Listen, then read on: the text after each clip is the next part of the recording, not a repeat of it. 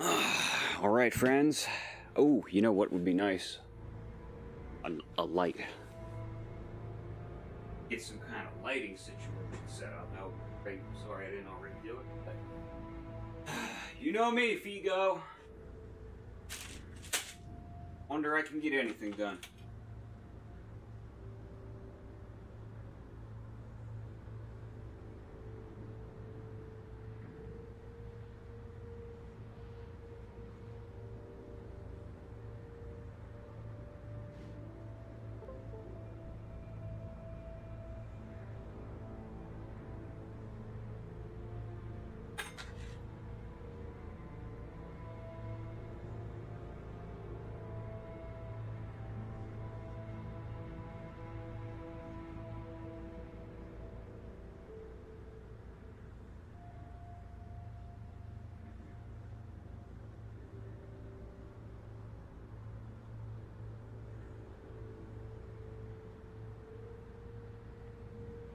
Untangling cords.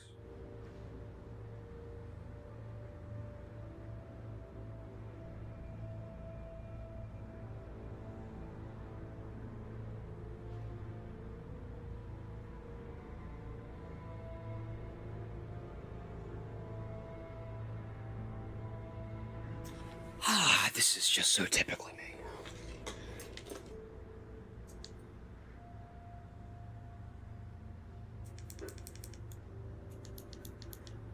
Yeah, we want that warm light. Yeah, give me that warm light. Can't actually see how it looks. Hang on.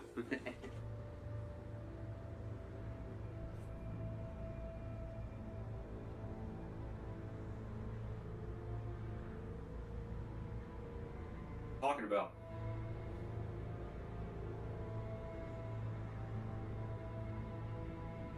Yeah, it is. I'm looking right at it. I'll be right back. Oh, Christ. Okay.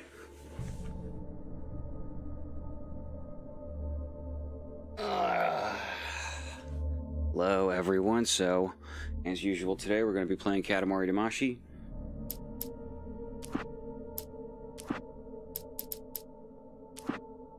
Let's get started. Previously on Alan Wake. Under the influence of the Dark Presence, I wrote a horror story that is coming true. Jagger had been my editor, making sure that the unfolding story would make her more and more powerful. Some part of me had been aware enough to write my escape into the story. Together we can create something absolutely wonderful. The lake, it does something to the works of art created here. It makes them come true. My mom... The clicker. Alice is being kept in a dark prison. I need to find... If you laughed, it was funny. It's your fault, and you're gonna pay for it. The clicker. Well, we're expecting a record crowd from the neighboring counties. Naturally, we hope to break the record set by last year's Moose Fest in our neighboring town, Walkery. Ladies and gentlemen, some people have asked me, what's the big deal? Aw, Figo. And I think Well, don't let that discourage you, at least. it's about friendship and community. We've got a great party coming up, but let's try I'm, to hold it in until tomorrow. I'm sweaty, and I can't tell if it's because the heat is up or because, I ran out of weed. And I'm experiencing withdrawal symptoms. Very possible. Right, Thomas. Weed withdrawal isn't that fucking bad, though. The key is insurance. It's my job to keep it safe. Safe in the light. Yes, Mickey, Katamari Damacy. That's what we're playing. You'll see. All the This is the weird part of Katamari The Damacy, FBI agent had taken them. where it turns into an Alan Wake game. I think my tongue just took a crap in my mouth. Ugh. Oh, Oh, it's bad psychologically, but like I've been through withdrawal. It's like it sucks, and it's not the way weed withdrawal is, so it's all right. oh, I am never drinking again. I need to talk to Weaver. She's the one in the song. Weed withdrawal is like the most minor withdrawal. You can just push right through it. Crazy lady, Ugh, whatever you say, Al, but Thank you, sweetheart. they're not You haven't gonna... even interviewed Wake. I had some reading to do first, Sheriff. And let me tell This you, asshole. it was an interesting read. Well, I've got you now, Raymond Chandler. It's all here. All the evidence, including Raymond conspiracy Chandler. to murder a federal agent. There's no way you're walking out of here. You hear me in there, Bret Easton Ellis? Huh? Agent Nightingale, I want to talk to your superior. Well, we all want things, Sheriff. I wanted my... Look, that's not possible right now. Agent Nightingale, I insist. Left the television remote across the room. Wake, what's wrong? Lady, are you stupid? It's a... Yeah, it's nothing I'm not used to, because I already have a serotonin deficiency or something like it. You're joking. Agent Nightingale, your opinion would matter more if I cannot, you were sober I mean... if I actually believed you were here on official... No judgment. I can't imagine being in rehab for weed. Get back in the cell, Stephen King. The only way you're leaving this place is over my dead... Wait a minute. I know this... Oh my god! How much? This is a lot. We need light. Because I smoke a The lot. only way to fight this thing.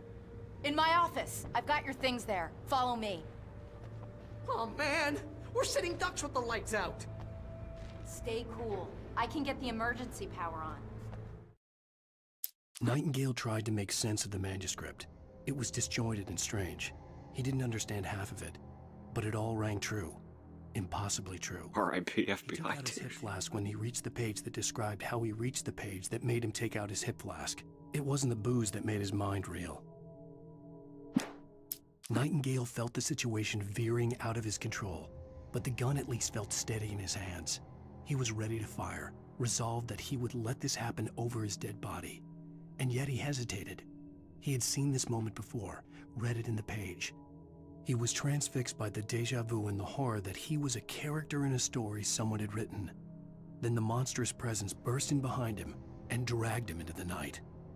That's so good.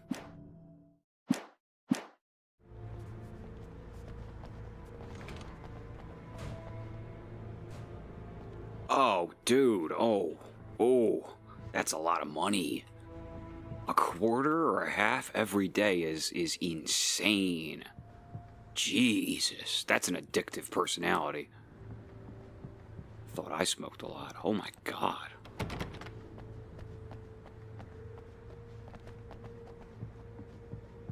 I don't remember what triggers the next thing, so follow the flashlight lady. I should say Sheriff Breaker. Rich white dude with rich parents. Okay, I'm judging him a little now.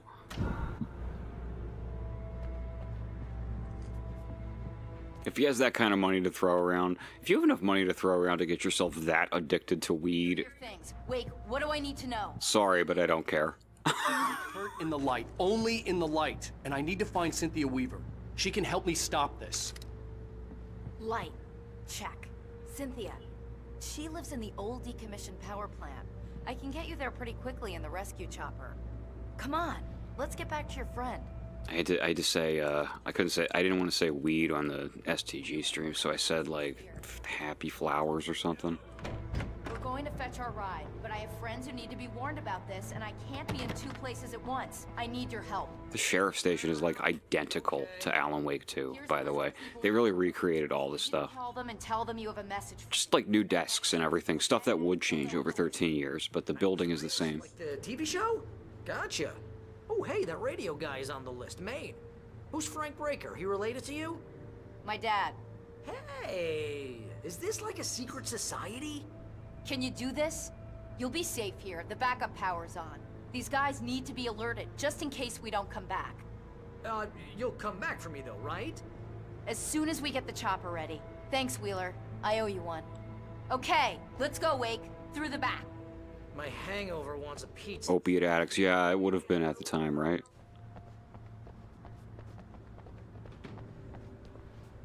Hello, Mr. Breaker. This is Barry Wheeler. Yeah, probably a lot of those folks didn't have much sympathy for him, I would think.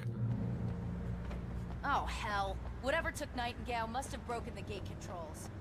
We can't Opiates, like, straight up destroyed so many people's lives. other side over the rooftop. I'll go. I'll open the gate for you once I'm across. You stay here in the light and cover me, Sheriff, okay?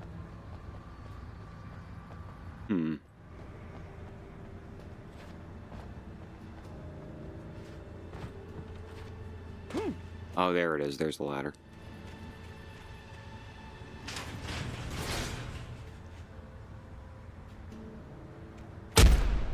Oh, whoops. Reading chat here.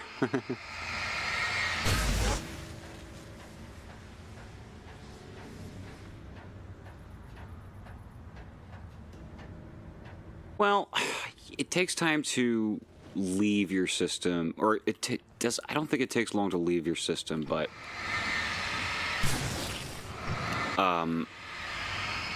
you know, how long are you sort of dependent on the high though to feel normal?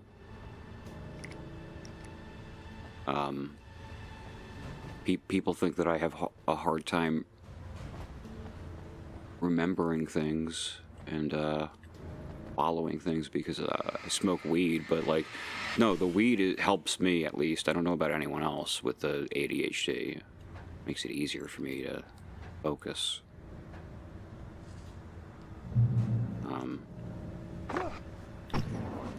Quite a bit more disabled when I'm not on weed.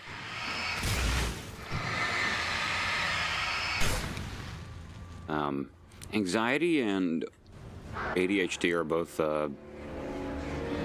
medically and legally valid reasons. Oh, that's not anything. I need to deal with these birds.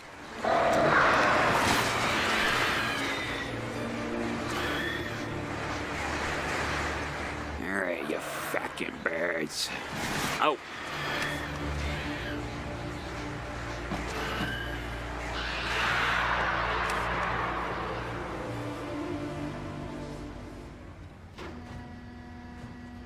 Hey, Sheriff! Your password. Night Springs? What's that all about?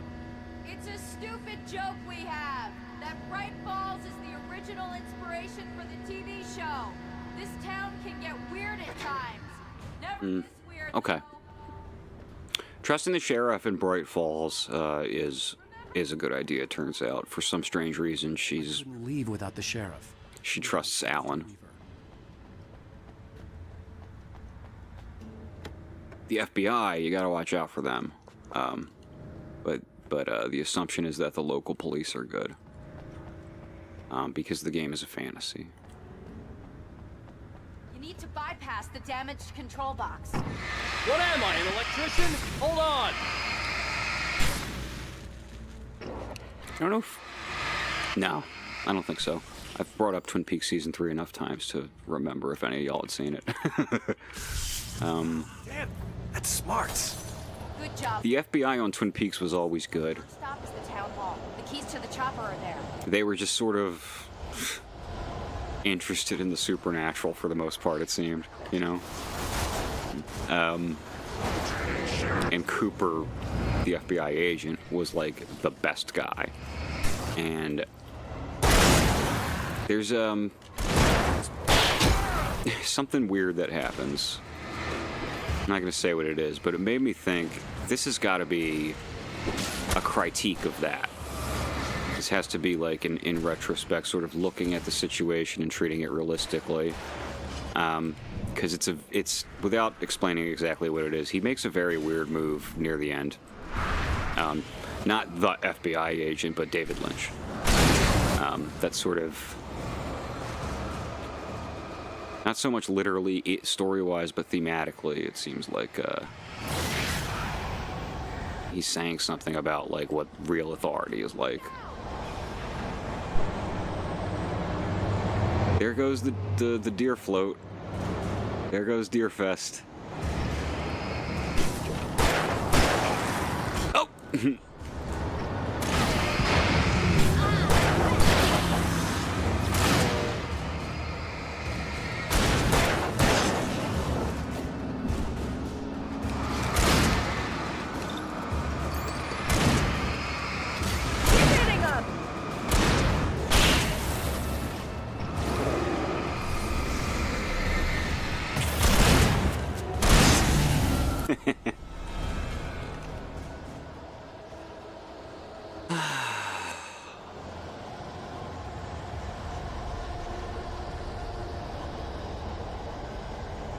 For me, I've always had anxiety. For me, at least, weed alleviates it. As well as the ADHD. It doesn't, I mean, it's not doing what Adderall does, certainly, but it makes it much, much easier for me to sit for like 5 or 6 hours straight and work on a piece of Elden Ring art, for example.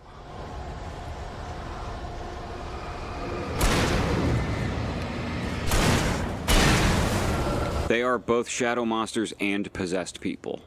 They are possessed by shadows. Oh, yes, I will switch to the heavy-duty flashlight. It is not super well justified in Alan Wake 1 how many of these fucking people you're killing, because Bright Falls is a small town. I don't think that it has that big of a population, and it sort of feels like in Alan Wake you're just annihilating this whole town like several times over. Same thing. It makes a little more sense in the second game because there are just much less taken. Can't remember? Oh, I remember now.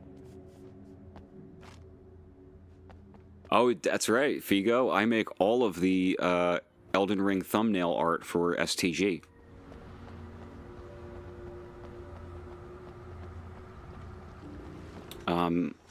And there's a stream on this channel that I just finished where I was drawing Godfrey, if you want to check it out. Oh. And I thought New Yorkers... Jump scare. And I thought New Yorkers were rude. So cheesy.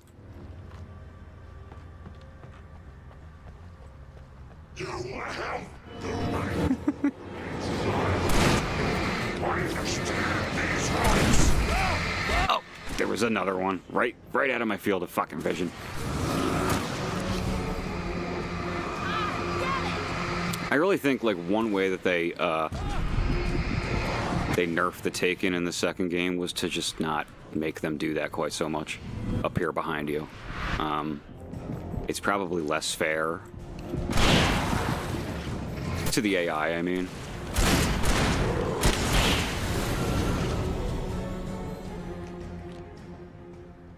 Empowers the player a bit more, but it is so frustrating when you're dealing with like 2 of them at the same time and one of them just sneaks up behind you and whacks you, you know?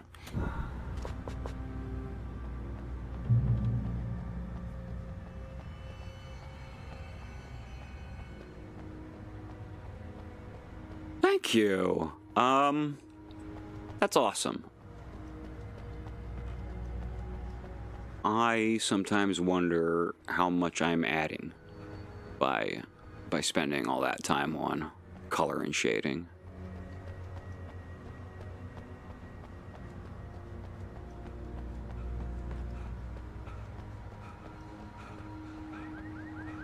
You know, who's to say some of the stuff might not look better with less colors? There's a few. There's light! There's a few that I did almost totally black and white pretty deliberately. The Colosseum Duelists, I think it was, with the big muscular boy with the 2 big hammers. It's an ambush. That was one that I actually put time into the colors in that one. And when I was through with it, I just realized it looked so much better when there weren't any colors on it. And so I completely adjusted the color scheme to be more like shades of white and gray. Never just gray. I put some color in my grays. It's just an artist rule of thumb.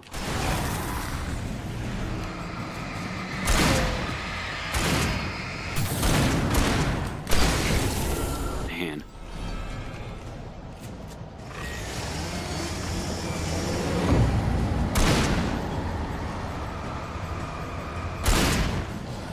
Whenever I'm really happy with an ink piece, I will sometimes go back and look at the colors and be like, I'm not sure that this is, it's not worse, but it's sort of better in a different way.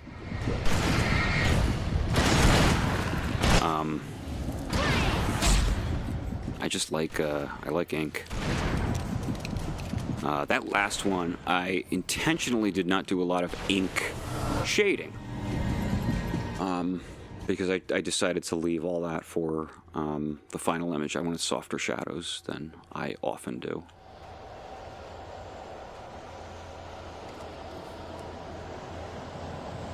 Oh, damn, Figo, that sucks. Thanks, Wolfie.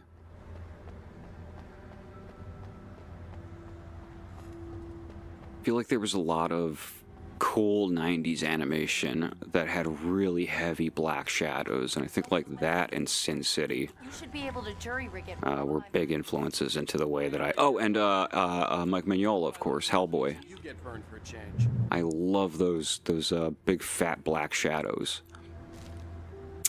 But I thought the detail work on The message was for Godfrey was sort of lending itself to, let's just color this when you shade it. It's already complex enough. It'll look nice and clean when you shade it.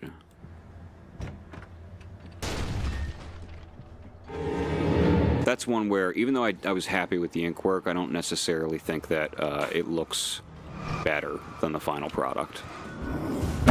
Ah! Ugh. I tried to run and Alan ran his ass into a goddamn bookshelf.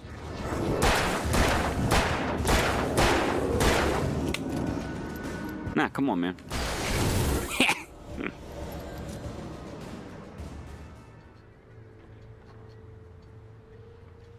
No, I'm happy with the Godfrey piece. Very much so. It wasn't what I set out to make at first.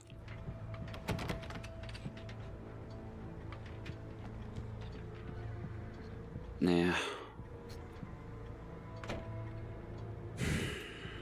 There's a lot of books I was forced to read that I think I would have liked better if I were just a little older when I read them. Looking back.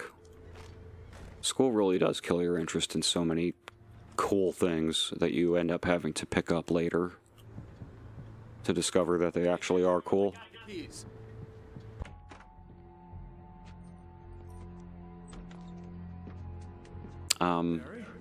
My art advice is the same as my writing advice. Just set out to make a piece of shit. Oh, God.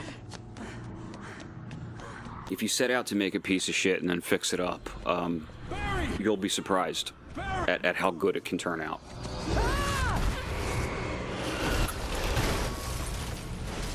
Barry! He made it inside, Wake. He's okay.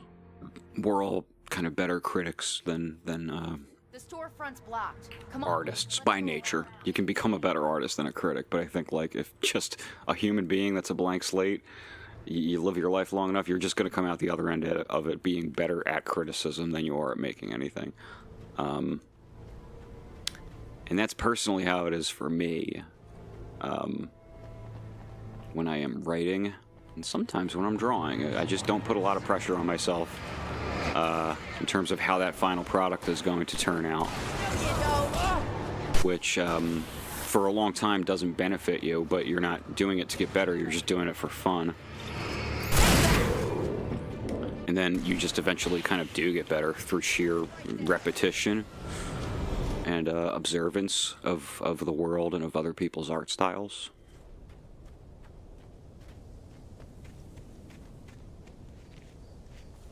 That's awesome. Creative writing is not something that I got into when I was in school, but much later on.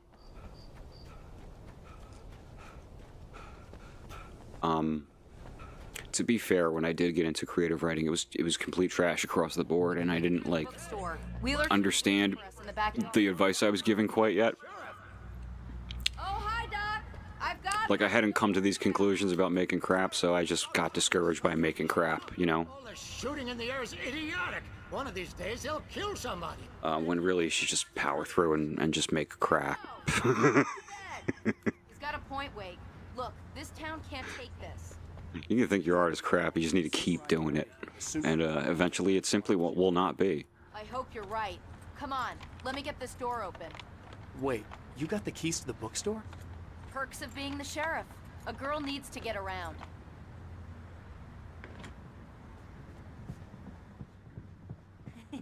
They're really taking advantage of your presence here, Wake. I heard they're selling a lot of your Alex Casey books. Right now, I'm not a big fan of my own writing.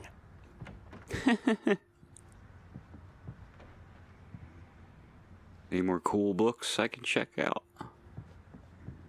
Y'all want to read some manuscript pages?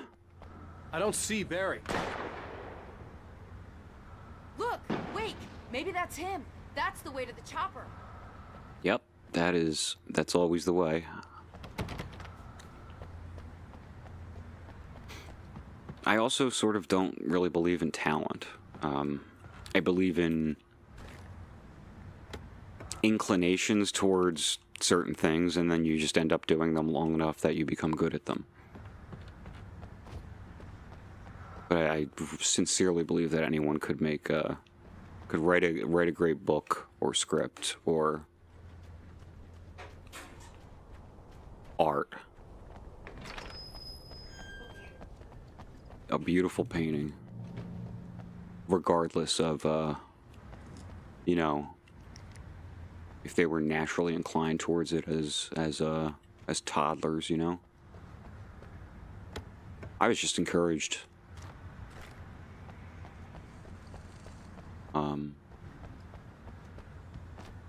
My parents wanted a doctor, they got an artist. I do still think that they were like, well, it's pretty cool that he can make that shit. They were jazzed about it.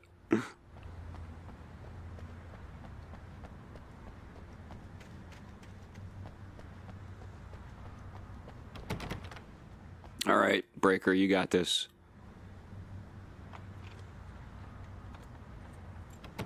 I'm gonna give Pastor Howard a piece of my mind about this lock. I told him to get it fixed. Here they come. Labor. Let's take a break.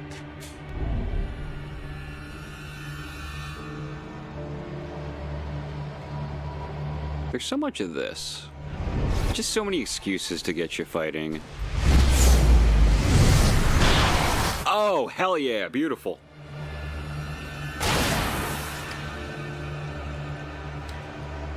The best is when you take a whole bunch of them out with the flare gun. Fatty acids are good for your heart.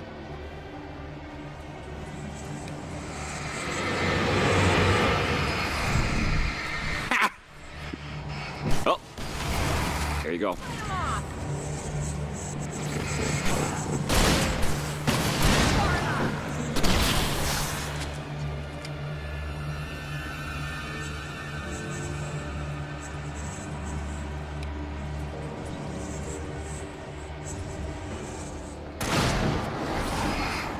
The natural instinct for me, always, here, in a game like this, is to preserve ammo, but they take your ammo away at the end of every chapter, so I'm just like, I got flare gun bullets, I'm using them right now.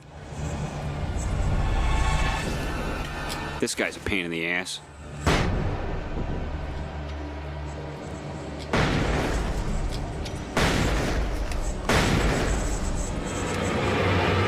Where are you? Just like tossed out all of my incredibly valuable flashbangs, hoping at least one would make him stop doing that. Stop moving! Yes! There's a lot of, oh, we're actually not going to get into the church right away. You have to fight some guys first. There's a lot of that in Alan Wake. Alan Wake 2 feels a little more natural about where the combat comes in. Wow. We keep them lit all night long on the night before Deerfest. Why? Well, it's tradition. Makes you wonder who started that tradition. Manuscript page. Oh yeah. Let's see how we're doing here. Dark Presence setback. Where Barbara Jagger's face was furious. The story in the manuscript had been making it stronger all the time, but now the light had set the writer free and hurt it, weakened it.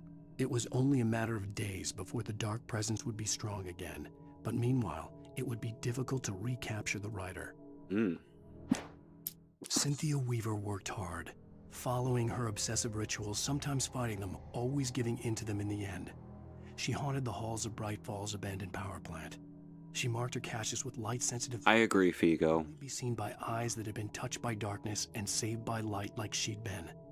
She was preparing defenses and supply lines for the war she knew would come. The war between the forces of light and darkness. One time, I was asked to look at a script that somebody had written. We're almost there. We'll have to go through the basement to get to the parking lot. Because people know I'm creative. No way going through the crypt will turn out to be a bad idea. And it was a fantasy world. Like sort of not an isekai, but basically like what happens in an isekai. Normal person encountering this other world, and he gets there, and a talking animal just goes, I think you're in an alternate dimension. And I was like, oh no.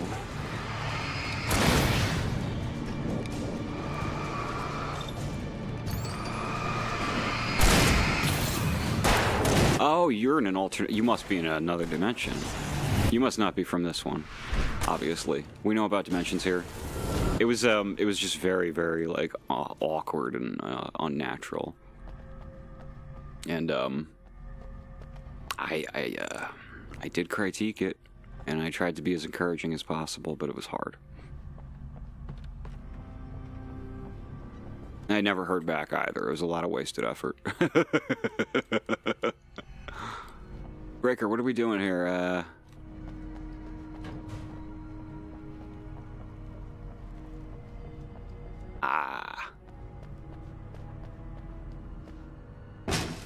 Did you call 911? It's just an example. Saw the light? Look at this goofy bastard covered in Christmas lights. Well, I got plenty more. What are the Christmas lights for? Protection, man! Like garlic against vampires? Vampires. The helicopter's just across the parking lot and up the hill. Come on! There was a lot wrong with it. That was just an example.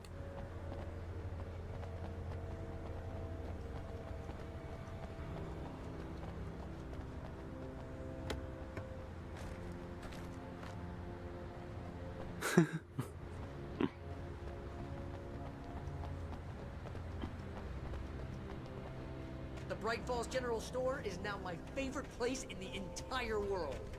See this headlamp? It's like a superpower. I can just look at one of those things and they die. It's my flaming eye of Mordor. I wish I didn't say that. Yeah. Hey, I want a headlamp. Last one. Bastard.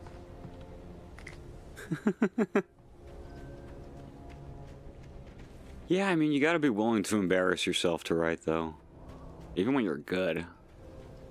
Kind of especially when you're good, because you become better at articulating all the fucked up thoughts in your head. May or may not have a pilot's license or cleared for departure to White Springs. Well, what's over here? Looks like ammo. Flashbang. Thought they were gonna surprise me.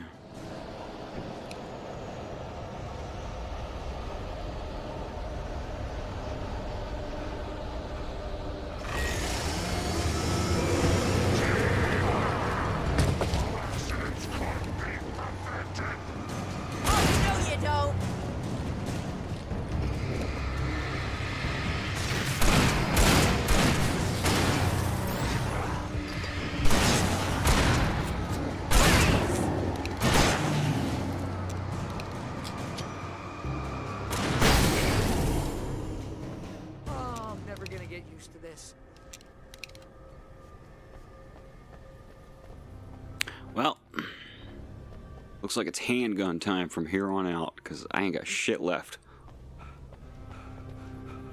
Well, the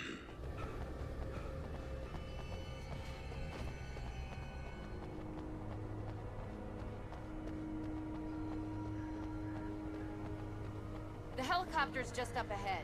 I'll need a while to prep for takeoff. Don't take too long. I want to get out of here.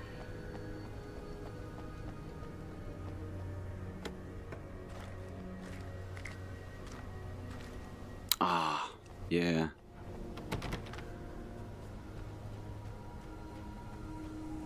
Ah, yeah, this is a big fight.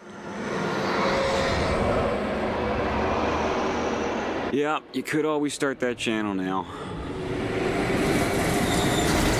Maybe not with the same advantages, but if you build it, they will come. Get ready, I'll hold them off.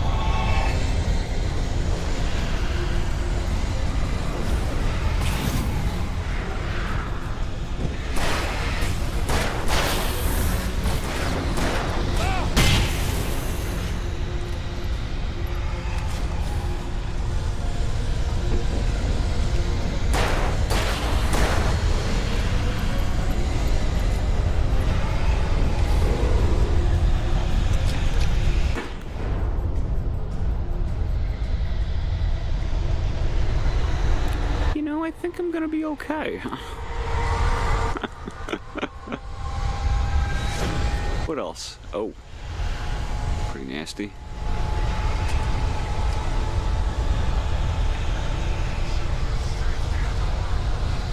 I hear them out there. They're coming.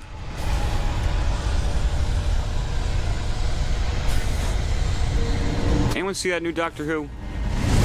Very curious about it.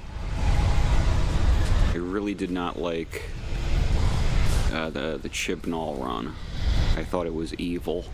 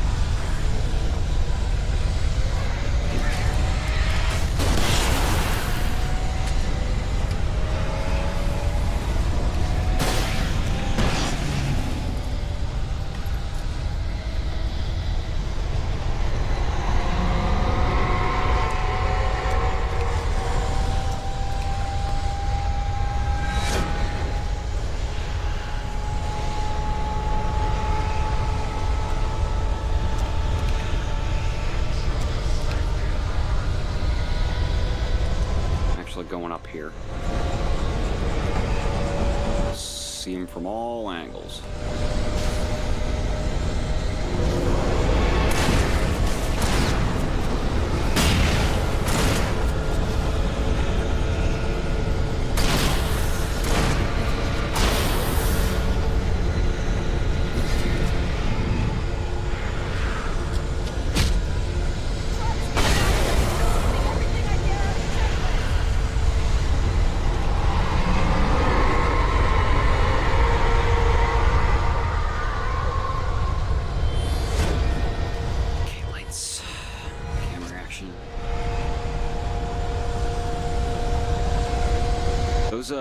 Those exploding barrels are respawning, aren't they?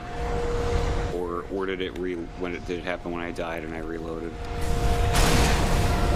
Ooh, y'all are up there.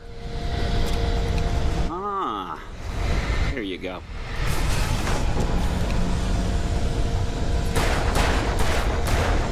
That's not an explosive.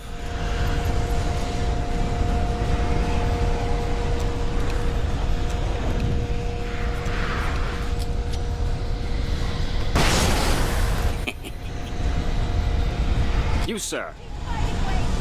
Shit. He ran. Bastard took off running.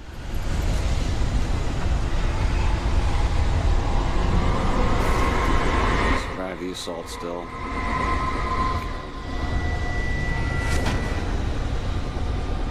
Look at him out of breath. Pain in my ass.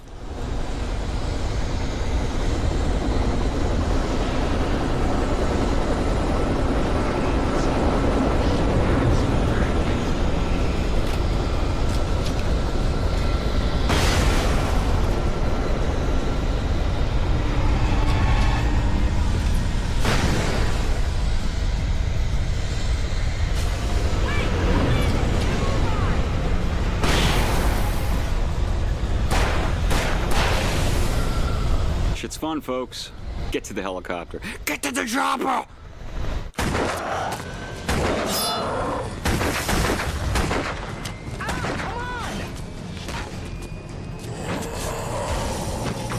Yeah, we really liked Jodie Whittaker a lot, and I was really looking forward to seeing what she did with the character, but the writing was so bad, it didn't seem like they understood the character. Kiss this town goodbye.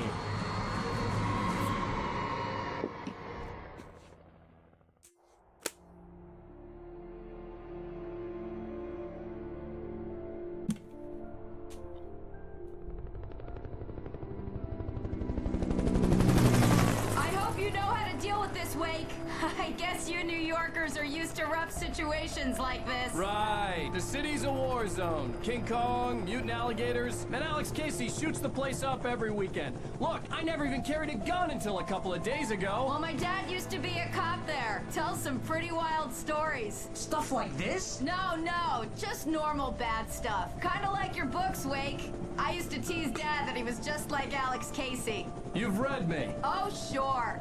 You're a pretty good writer. A little heavy on the metaphors, maybe. Nobody's ever said that before. We're coming up on the power plant. See the lit building over there? And that's the dam further up the river. I can't land here. I'll take her down the road across the river. Just get me there, Sheriff. Yeah, they are... She sounds right. It sounds like Alan is like inside an echoey chamber. Certainly not a helicopter. Ow! Son of a bitch!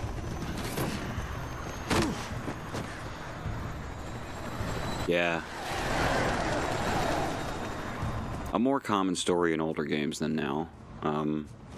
At some point people figured out that actors deliver better performances when they can see the person they're acting against.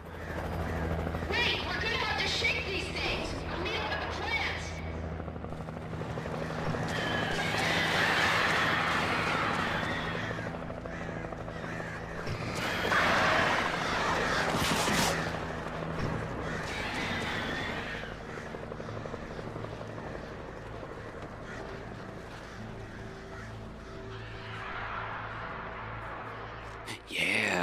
Yeah, I always notice that when it's like not a real interruption but a cut.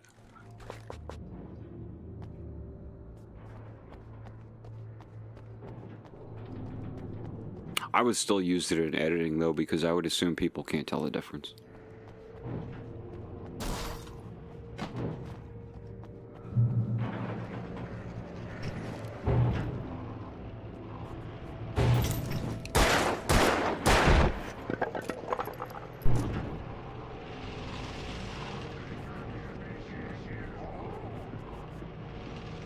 I'm sorry, but what is happening with that thing?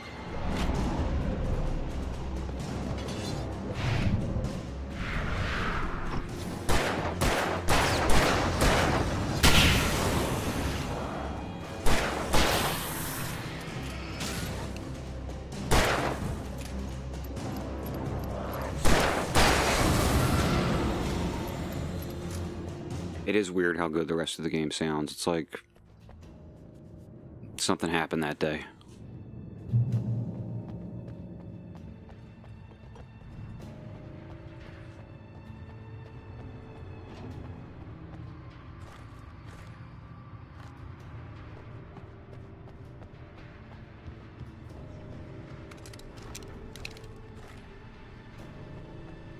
I don't know what pitch meeting is, but it sounds like I would like it, just from that name alone. Pitch meeting. Like, what's it about? Storytelling? Because I'm all over that shit. And here's a new song from a band that they always remind me of our local rock legends, the Old Gods. I couldn't tell you why. That's a pretty good joke. They remind me of the Old Gods. Couldn't tell you why, though, because they are the Old Gods of Asgard. It's Remedy's in-house metal band.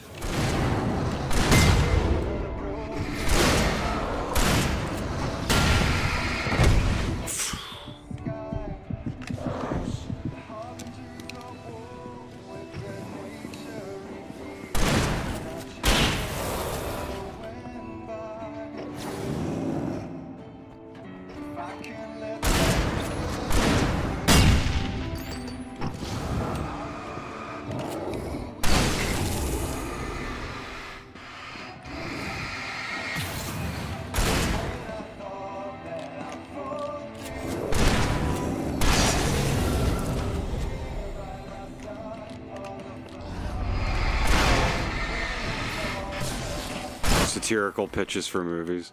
Does anyone remember the South Park where Cartman disguised himself as a robot to trick Butters, but then like he went to Hollywood and like they thought he was a real robot that could like write Adam Sandler scripts? He just like came up with pitches for movies, and every single movie was Adam Sandler gets trapped on a deserted island and falls in love with a coconut.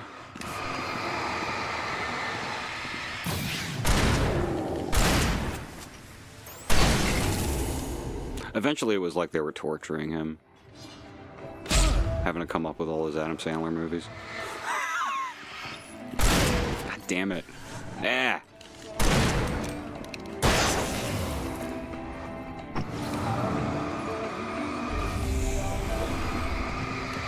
I love that sketch, the Key and Peele sketch. I mean, even though it is just like naming things that happen in Gremlins 2, it's a fucking hilarious sketch.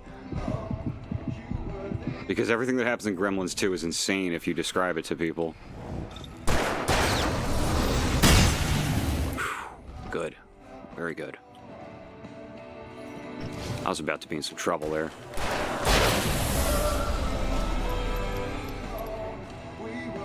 Space Jam 2, I think if you described the plot of Space Jam to somebody who had never heard of it before, you would be homeless by the end of the week.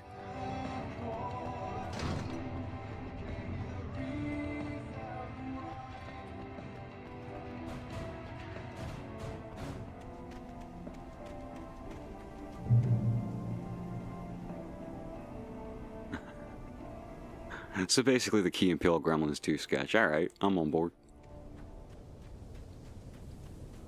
The Key and Peele Gremlins 2 sketch is just... The power plant glowed in the night. It was glowing. Jordan walks into the room and he just looks like a crazy person. And he just starts shouting things that should happen in Gremlins 2.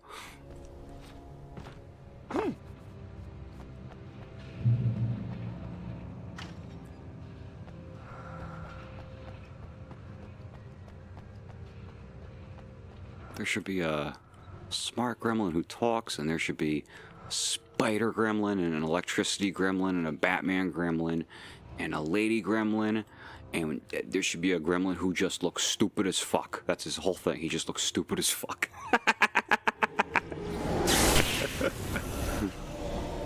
Oh, the wires got him, and then I ran into the wires. Cool.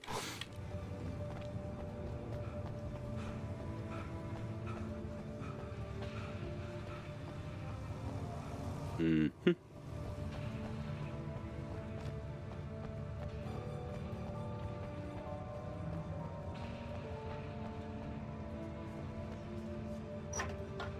Does he have a pitch meeting for Southland Tales? Because that would be amazing. Y'all ever see Southland Tales? I can't recommend it, but it is one of the most movies of all time.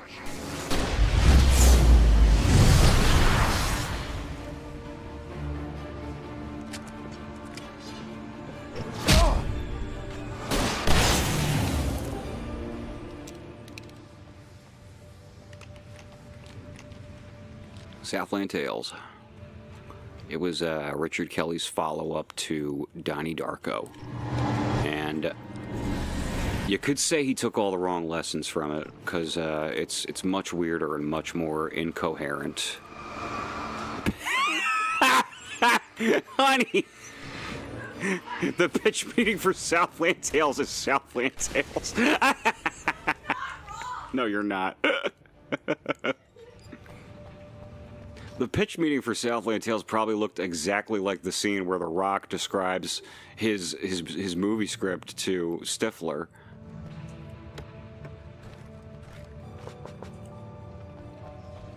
Just incoherent nonsense. It's a vibe, that movie, though, because it feels at once like maybe the only movie that captured the feeling of the Bush era. I have apparently not found this note before. How about this? Making her way through the water pipe alone, Cynthia was angry at the writer. Foolish young man, taking unnecessary risks. And the way he broke the rules.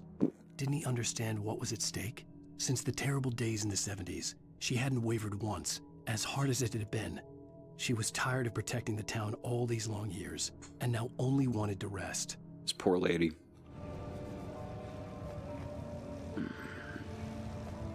She's like straight up in the other room, like on the other end of the apartment. It's a movie that perfectly captures the vibe of what it was like to be alive during the Bush era of politics.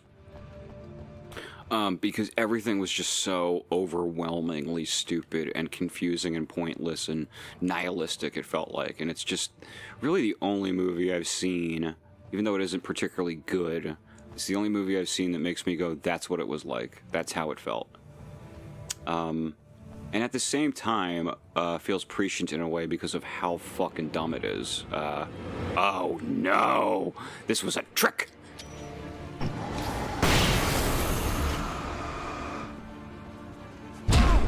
Oh!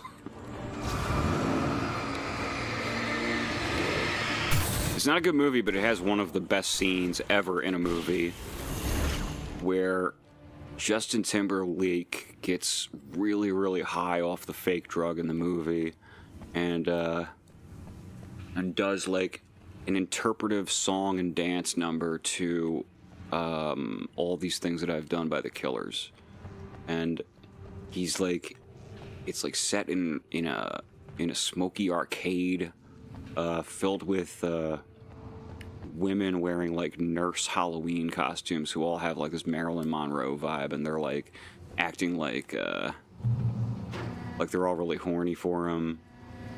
But then things get dark because the whole thing is like interpreting the process of being drafted and eventually, you know, having your soul destroyed by being in battle. And it's really like, it's one of those movie magic things where nothing in the movie really makes any sense, but then you get to this and like emotionally, it's shocking. It makes perfect sense without really any dialogue spoken. You just get it intuitively. Really fun and beautiful and sad scene. It's on YouTube if you want to look it up. Maybe stripped of the context of the movie, it won't quite work, but the movie doesn't make any fucking sense, so I don't think so. I'm a real sucker for flawed movies, like big disasters, you know, things that clearly did not work out the way anyone wanted to, but you can still see the inspiration and the vision that was there, that they almost quite hit, but it just didn't work. Sometimes I'd rather watch one of those than something that is actually just objectively really good.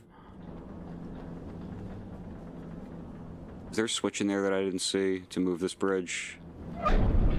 Yeah, there had to have been.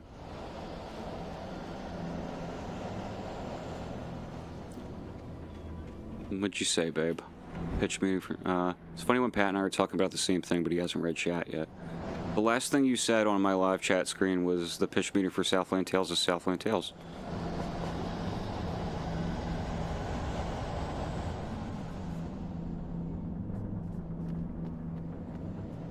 Ain't shit in here.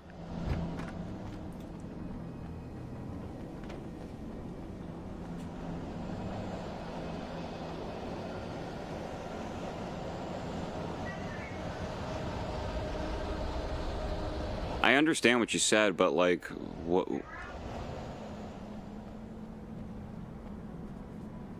Oh, it's just not up there for me.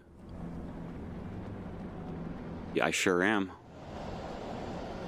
I got the second one. It's moving. This thing's moving. I'll get on it soon.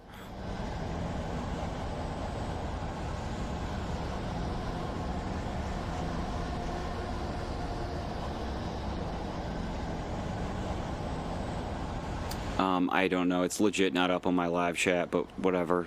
I've heard it now. More birds.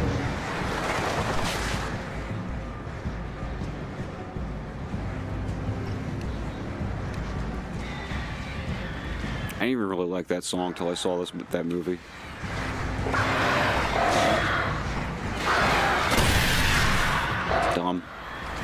Dumb maneuver, Pat. There you go. We're circling back around. Ah, shit.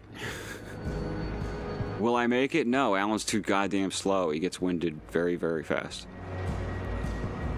Alan, you son of a bitch, you're gonna make me wait. No!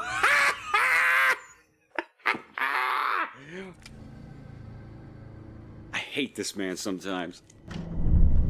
Oh, okay, there was a button there and I just didn't notice that I pressed it. Great, cool.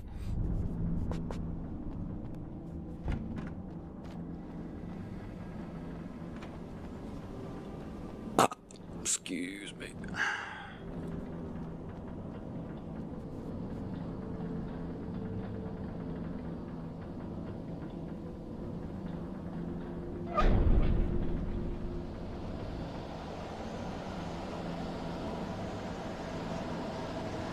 Seems like it got stuck and then it sped up. I think I just had the bad luck of being out here when it got stuck and I didn't bother to watch further.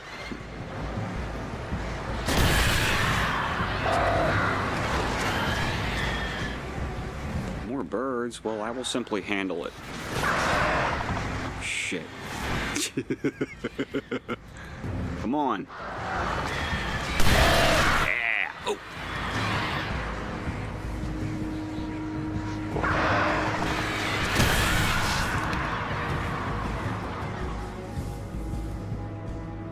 Way easier to just deal with them with the flare gun than anything else.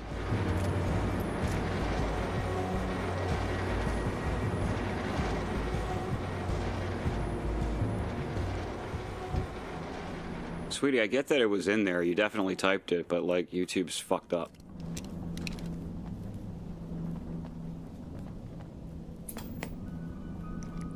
More Night Springs, everybody. Settle in for more Night Springs. Butterflies that dream of being men. Such philosophical concerns are by necessity abstract. And yet, some of us can find concrete proof of the nature of our existence in Night Springs. Tonight's episode, an absence of creativity. That's true, Wyatt. It did certainly look like that. I whiffed that jump by like an inch. Did you want to show me? Oh, Lydia, thank God you're here. Please, it's in the basement.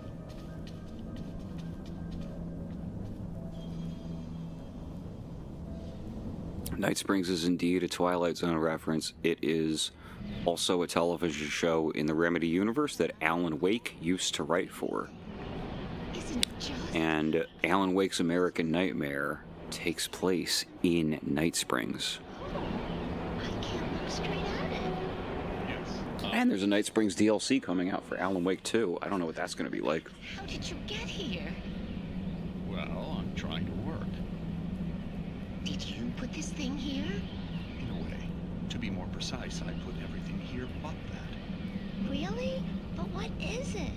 Oh, I guess the temptation is to call it a hole, but it's really an absence.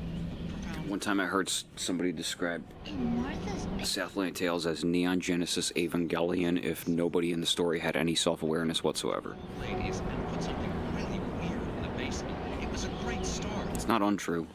There's just no big robots in it. Imagine what I was up to. Well, surely it's just an ordinary basement. Is it? Why did you call your friend here then? Well, I don't know.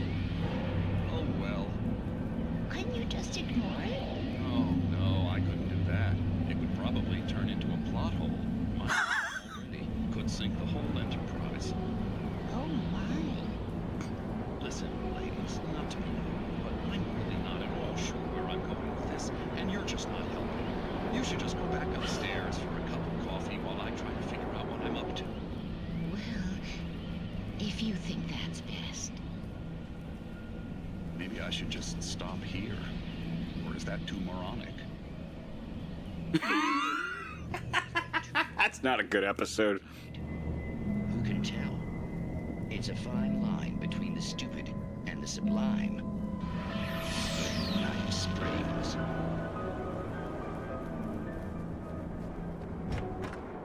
Ah, yes, the Night Springs episode where the writer of the episode shows up and says, I don't know what the fuck I'm doing. Let's end this. We managed to lose the flock. You're almost at the power plant. Keep going. We'll give you support.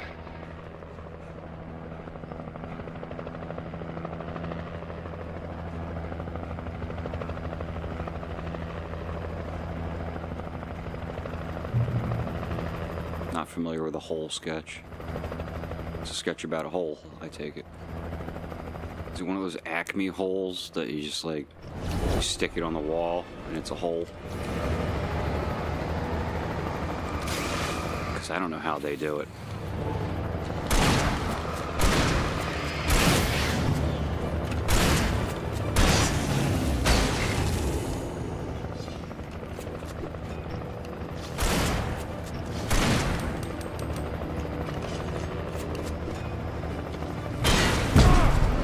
Alan isn't reacting to the dodge button all of a sudden. There we go. I hit it a couple of times in there. Maybe I just didn't like press it hard enough. This controller is old. I was having trouble with it in Wolfenstein as well. I think maybe somebody should just buy me the DualSense Edge for Christmas because I'm not going to spend that kind of money on a video game controller, but Jesus, man. I'm just so tired of how screwed up it is. I should say both of them. Both of them are pretty screwed up by now. But the newer one is slightly better.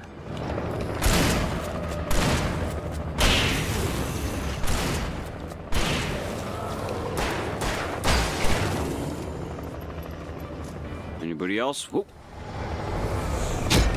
Oh. Glad I pulled out the torch there.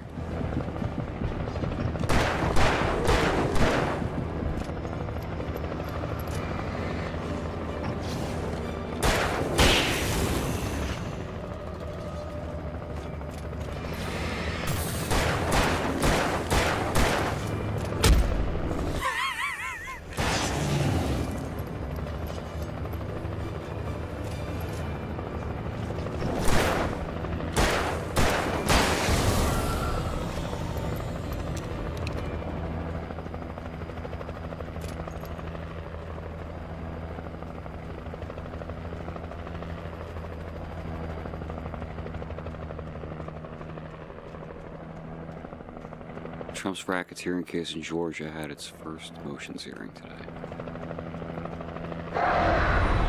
The Menendez brothers are appealing their case. Interesting.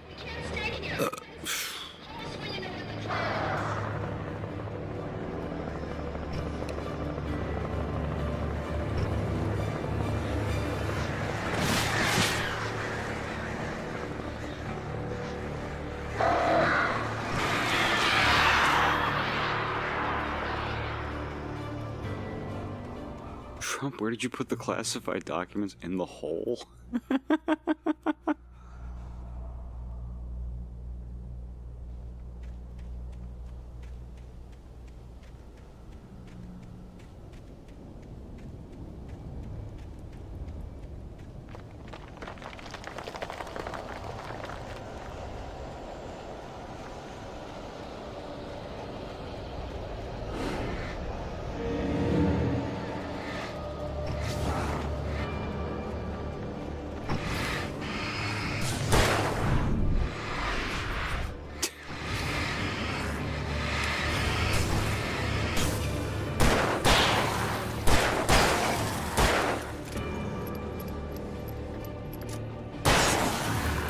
First night we played this, I played it on nightmare mode, and the only difference is that they take so many more hits to go down.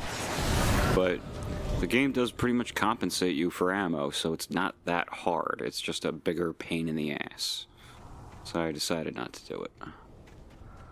We're rocking normal mode now, like normal people. I recognized the logo on the power plant sign. I'd seen a version of it painted all over the area, signifying hidden caches of supplies. Hold it right there! Miss Weaver, Cynthia, It's just less fun, yeah, it absolutely is, because the combat isn't that engaging, really. It's just good enough. There should be less of it. You can help me.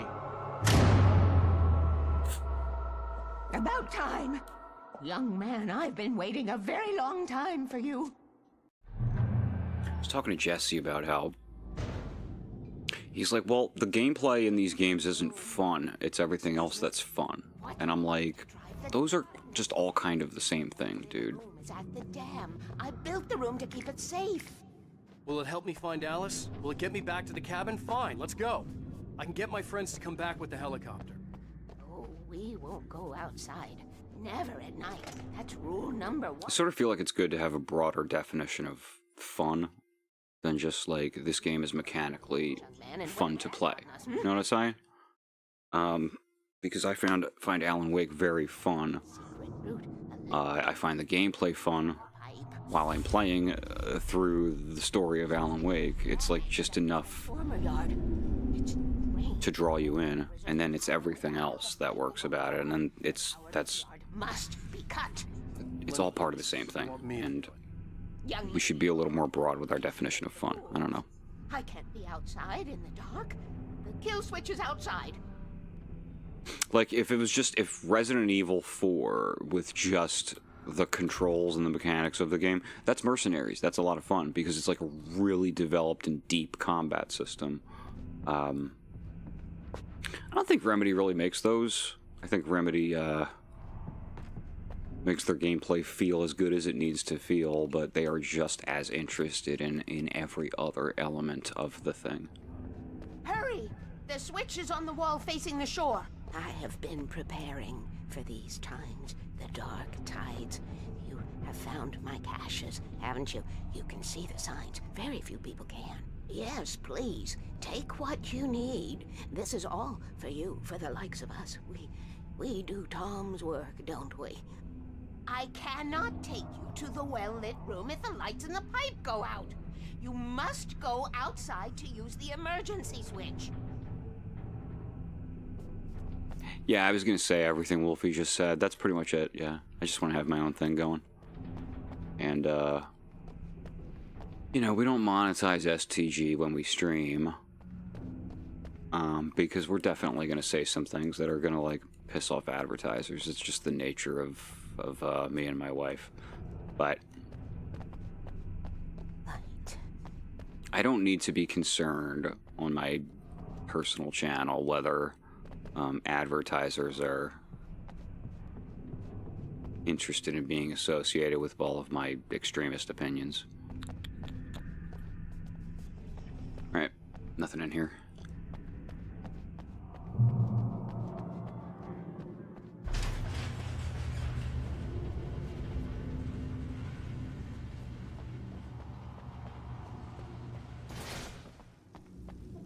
I guess my example is I wanted to tell y'all I ran out of weed, but I couldn't do it on STG. I had to... Oh, that was a... Okay, fine.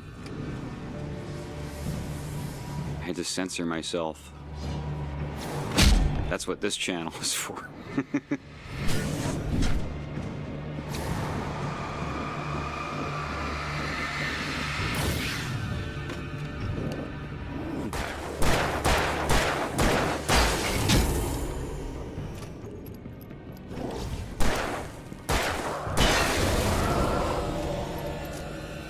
Weaver had sent me to cut the power to the transformer yard. I was willing to do grunt work for her. Strokes my pet lamp. I hoped Weaver was dependable. I'd stumbled into this crazy world a little over a week ago.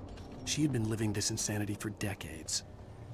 The lamp lady, Weaver, does not serve the same function as the Lock Lady in Twin Peaks in the story, but, like, she's clearly just a straight-up ripoff of the Lock Lady in Twin Peaks.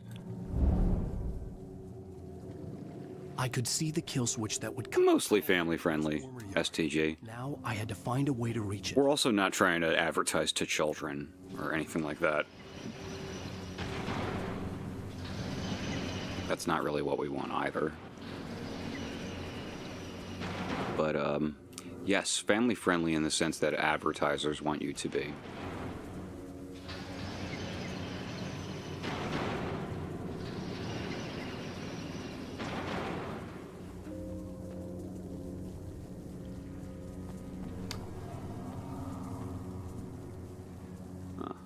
Okay.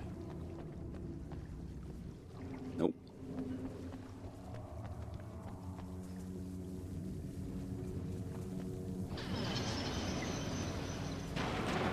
This is a very Resident Evil sort of puzzle.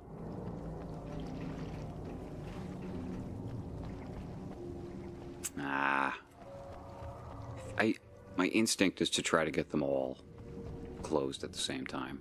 I figure that's probably the puzzle, right?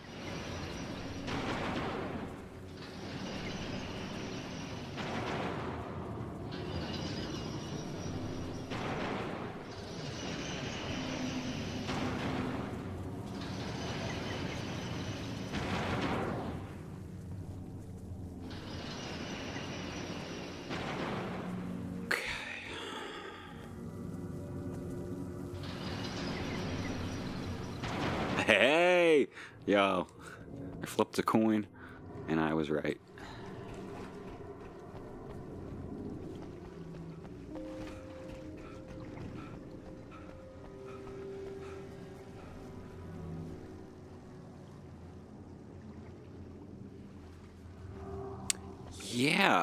Yeah, Figo, that's absolutely the case.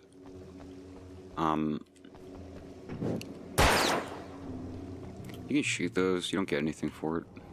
But the stats will tell you shot them. Who designs these things, he says?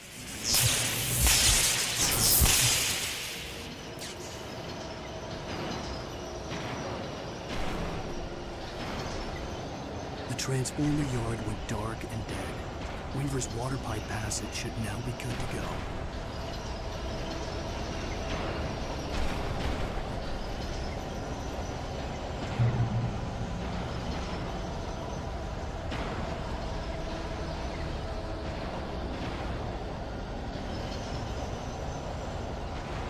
There were only 3 buttons, so I was gonna get it eventually.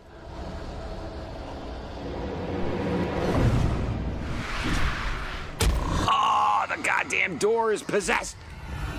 I would have made that.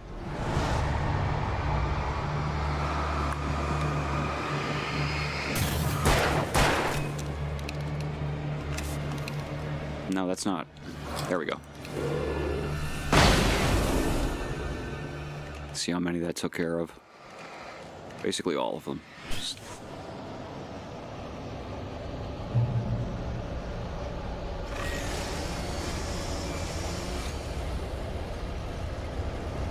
Take care of your tools. Chainsaw guy.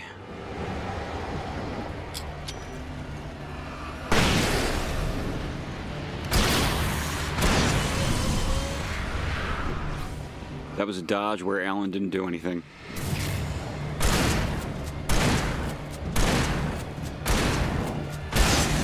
Wonky ass game. I hit the dodge and it worked, but no animation was activated, so he just stood there.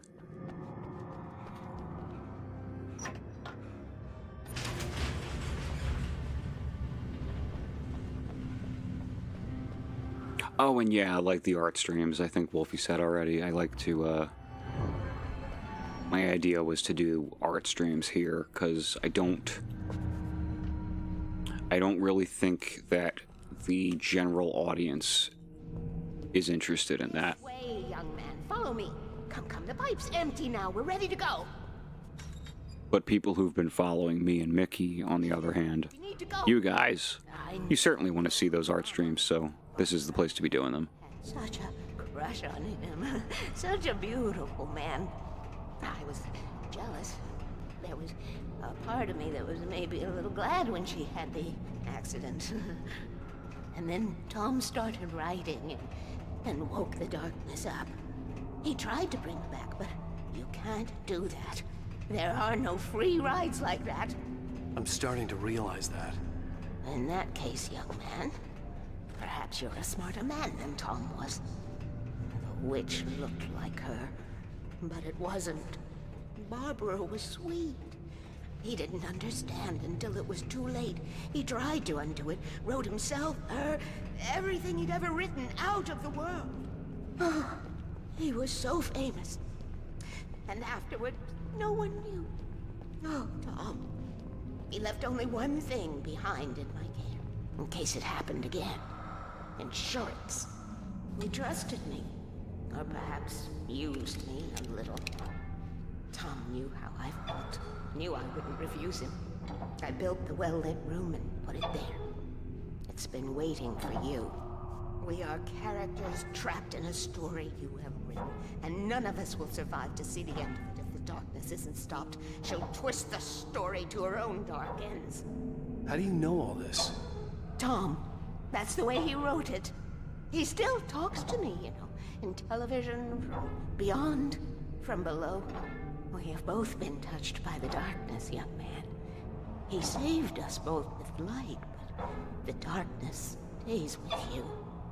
Leaves a stain. Just occurred to me that Rose is Alan's lamp lady. Okay, I need to call my friends, tell them where we're going. Like, Rose is Alan Cynthia Weaver. Barry. Which doesn't speak well for Rose's future. And I like her a lot, but having realized that, that's a bummer. Because Alan's life has all these parallels to Thomas Zane's. Barry! We gotta go see if they're okay. They're probably dead. You must reach the well-lit room. This is no time to be a selfish idiot. That's my best friend.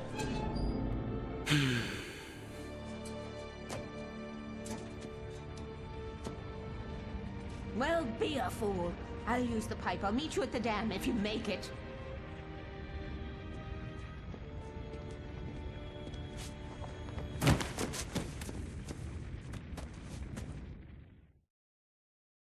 At least I didn't have to worry about her. She knew how to stay safe. My personal theory about the Thomas Zane Alan Wake connection is that Tom wrote Alan. In the second game, I don't think it's a huge spoiler to say that you see Thomas Zane's face, and he's just Alan. He looks exactly like him. He doesn't have the same voice. He doesn't have a beard. But he is played by the same actor.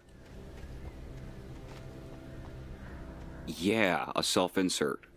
Because Alan, first of all, she just said that Tom tried everything. He wrote himself out of existence, even.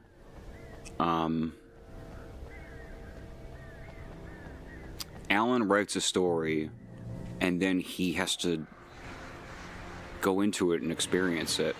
And that story, by the way, the story we keep finding manuscript pages for, I don't believe was just at the lake house. It was in the dark place. He was in the dark place when he wrote these scripts. The dark place is what gives these stories the power to come true.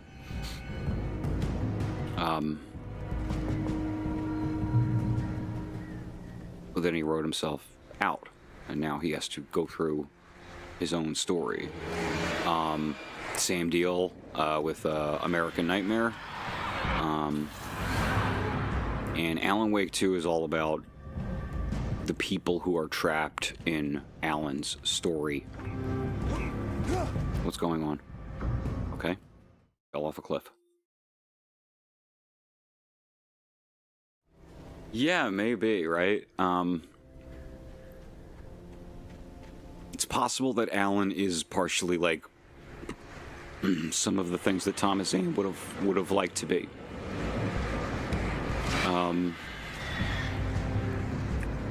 Alan points out at some point that words have power in the dark place, perhaps more so than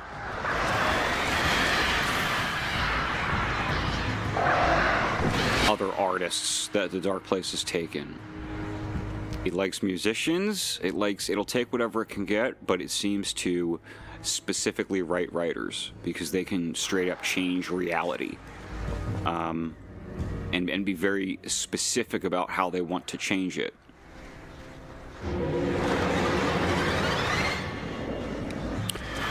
And so maybe Zane realized as a poet, he did not quite have the power to alter reality in the direction that he needed it to be.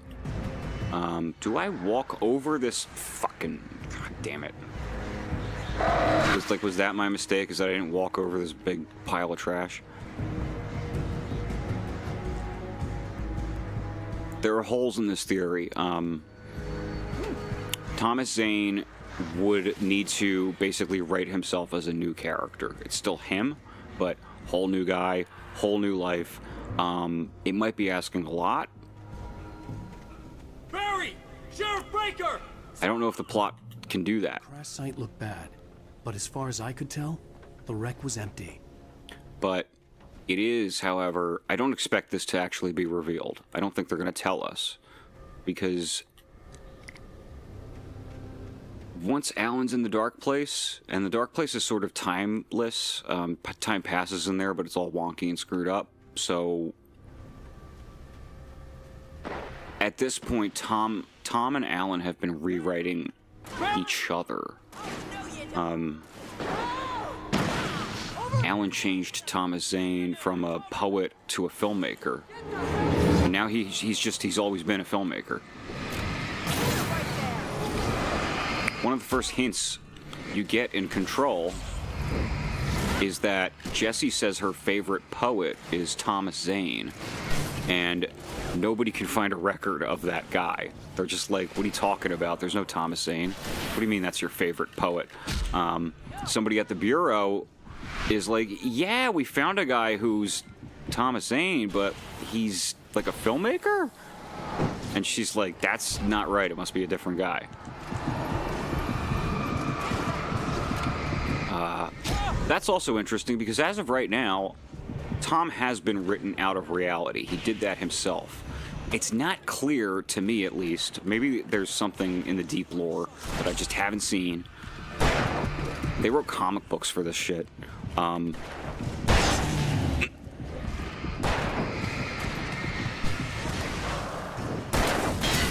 That would explain when that change occurred. But he basically went from not existing to nobody could have remembered him, and he was a very famous poet, to he was an obscure art house filmmaker. I knew you'd be all right. How's that? The flaming eye of Mordor? Laugh it up, funny man. Didn't we have somewhere to go? Weaver will meet us at the dam.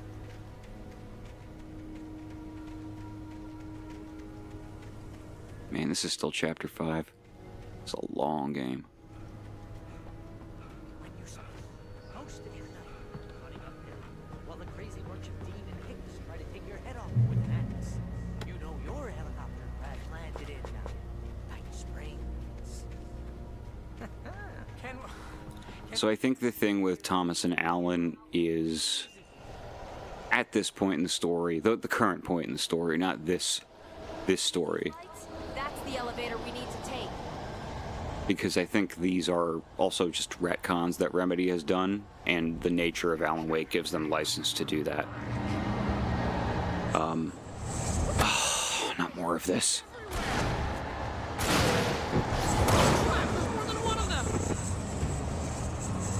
Nothing moves like that. It's impossible. Al! Do something! He's too fast. I can't get a shot. There! No, there! Al, they're all over the place!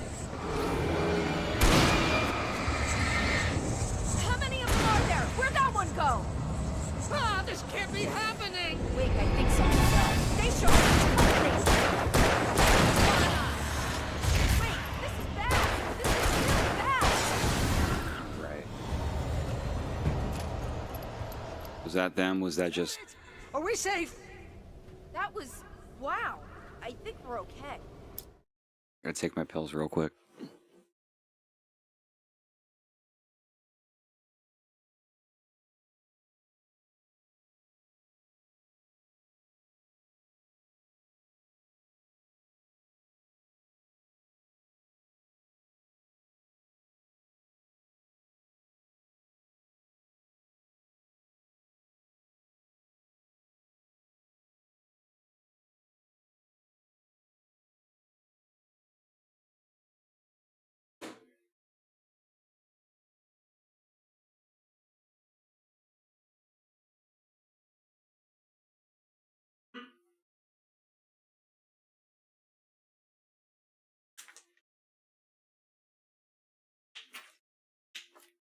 Music, you want...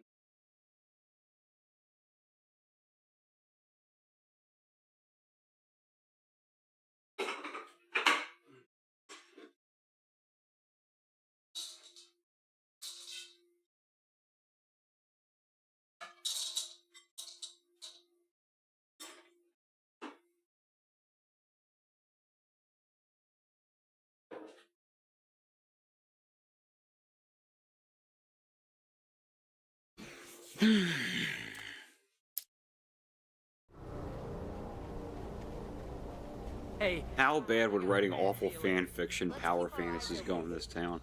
I hate running. Oh, jeez, Pico, I think it would be extremely bad. Wake, call the elevator. I'm keeping watch. I think I hear something moving around. Oh, excuse me.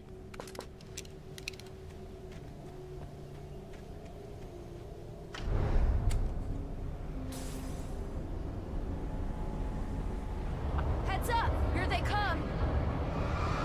Oh no! Oh no!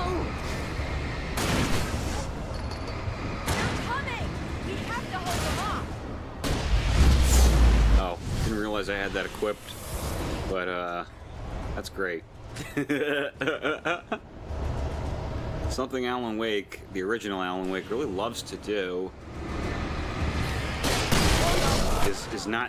is when you pick up a new weapon, it doesn't tell you that it's automatically equipped it for you.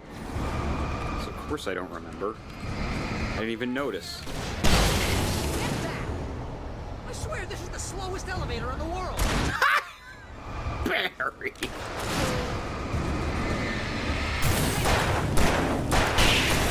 Ah, nice. It's almost here, Wake. Just hold on.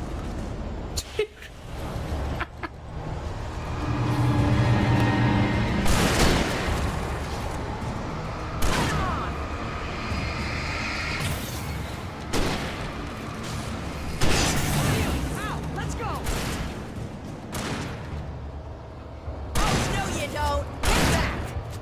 Breaker, you damn near shot me in the face.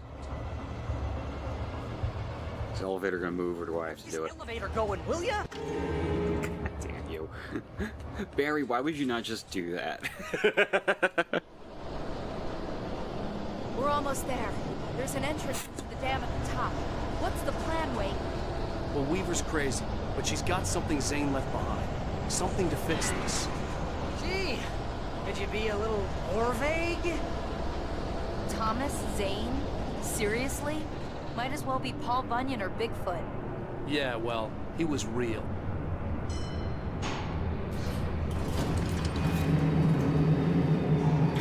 Let's be careful, okay? Oh, jeez, I hate this.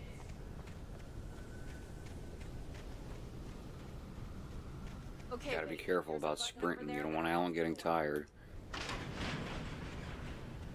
I think something's broken. Hold the button down so we can get in. Dude, god damn it. Hold it. Alright. Thomas Zine? Maybe Alan will change Thomas's name. Thomas Zine. Oh! Ow! What's going on? We can get to the dam through here. What's happening out there? You guys go ahead and find Weaver. She should be in the dam now. I'll have to make it alone through the top. Okay, wait. Good luck. Don't get yourself killed. Ah, please be careful.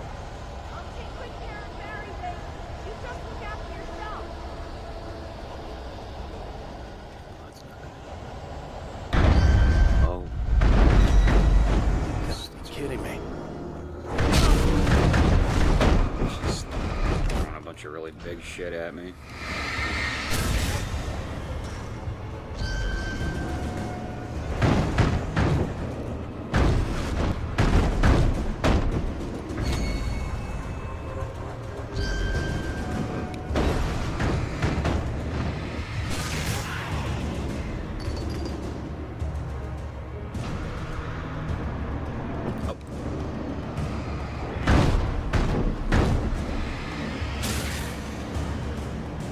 Gmod props moment. The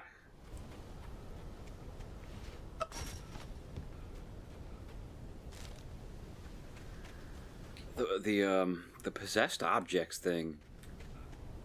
I've talked about this before, but who cares? I'll repeat it. There's different folks here. It was a glitch. It was a glitch. It wasn't supposed to happen. They noticed it. They were like, figure out what's causing that so we can do it on purpose.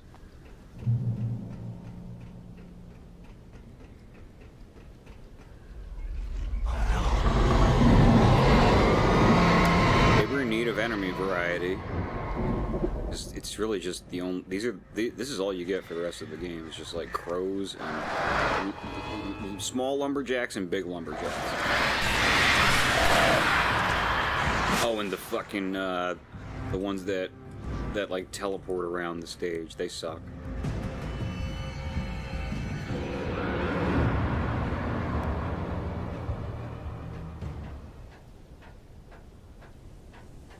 Always very cool when things happen accidentally.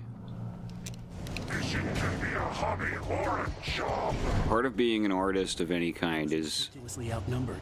The searchlight could even the odds. Okay, I guess it's searchlight time. Yeah.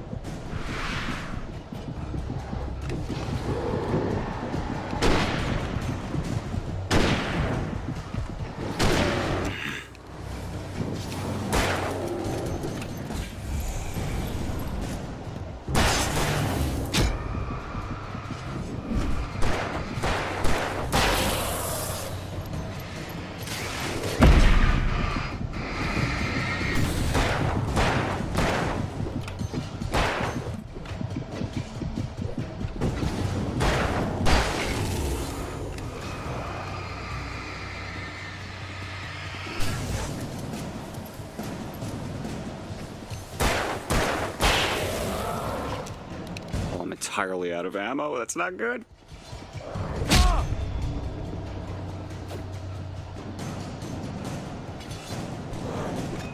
Look how fucking slow he is, dude. Dude. You could get out of so many situations if he didn't slow down after 5 seconds. Fishing can be a hobby or a job. I was ridiculously outnumbered. The searchlight could even the odds.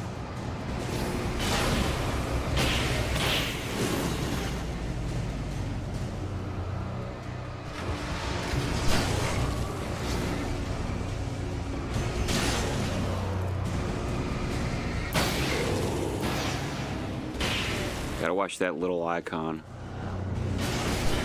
I can keep this thing alive. I just watch that icon and don't let anyone get too close. Okay, that guy's gonna get close. I'm fucked.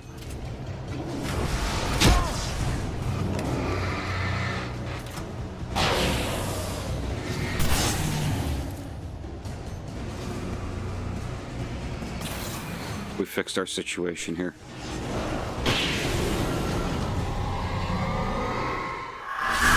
Okay. Is it me, or was that far fewer enemies? Do they throw more at you if you leave the spotlight? Stop now.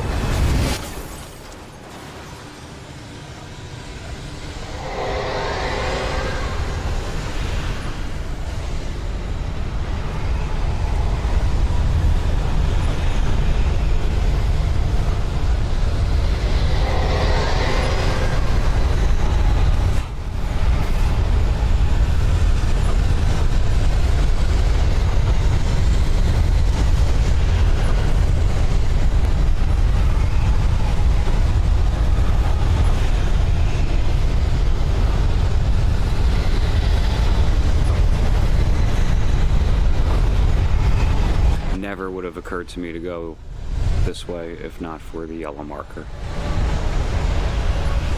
Fuck you, Alan. Dipshit.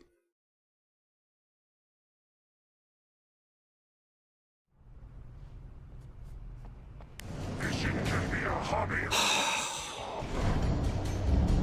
I was ridiculously outnumbered. The searchlight could even the odds.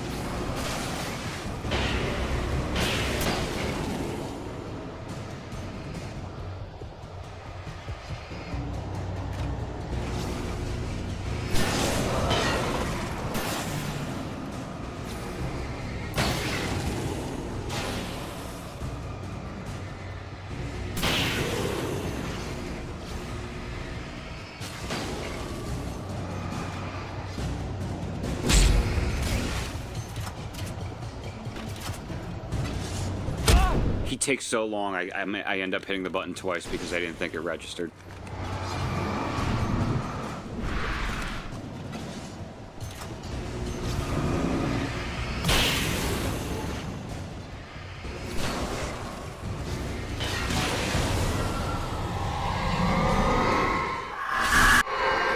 Alright, let's just take off running in the opposite direction this time. We'll go no further. Don't look at the tornado, don't you watch Bird Box? I can't say that I ever did.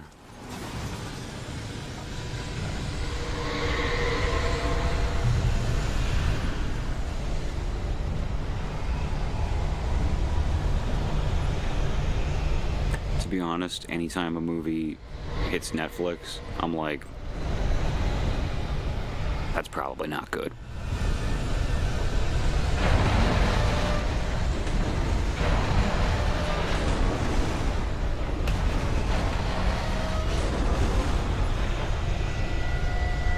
Looking at it makes you delete yourself. Oh. Did they ever show the damn thing?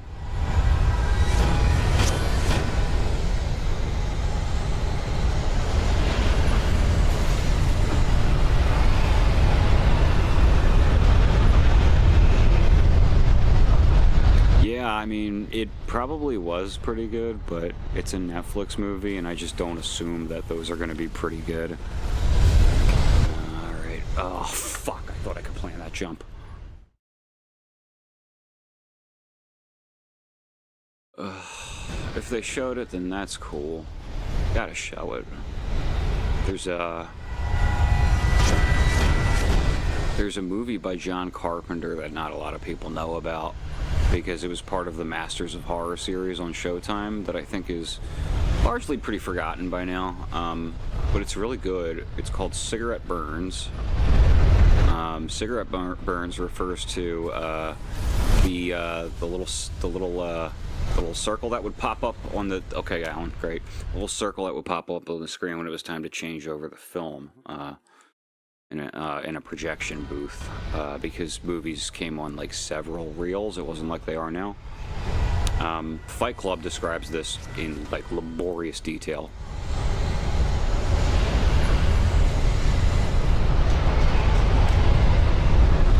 So this was a movie about again, fuck me.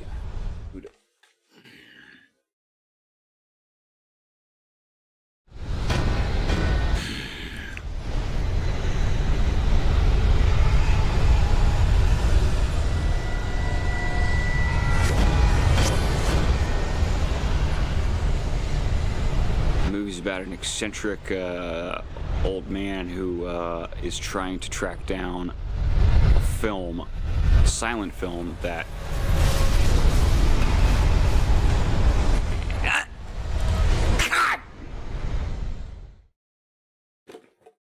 taking forever to describe this fucking movie. Norman Reedus is the guy he hires to track down the film, and he does. The film drives people insane. The whole theater, when it aired, they just fucking went nuts and killed each other. No. Okay. Yeah, there should not be platforming. Period. End of story. They show the film at the end of this thing, and it is pretty disturbing. They don't show it, but they show parts of it, and the parts are enough. Once you find out what's happening in the film, in a sort of supernatural sense, it does click for you, like why people would have been driven insane by it. But it was a foolish chance to take. Don't worry about the noise. We're safe. Super underrated. I have looked after the well. John Carpenter was still a great director when he was not working with the studio. In the well-lit room, the power is fail-safe, and all the bulbs are during that time. Changed regularly. Nobody gave him credit because he made Ghosts of Mars, and they were like, he's lost his juice. No, it's because Hollywood kills creativity. Man went on to make Cigarette Burns. It was awesome. He made another one for that show called Pro-Life. During the Second World War, they operated here back then. They must have built this. That starred Ron Perlman as a religious fundamentalist whose daughter is pregnant and she's trying to get an abortion.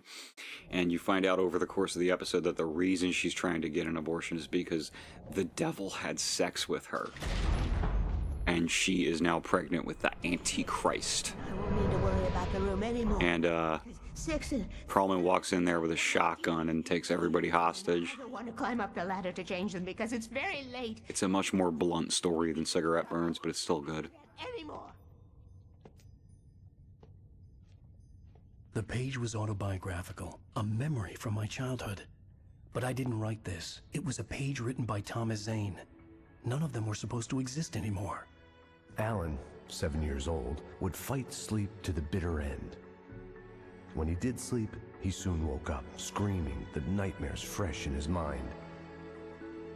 One evening, his mother, sitting by his bed, offered him an old light switch.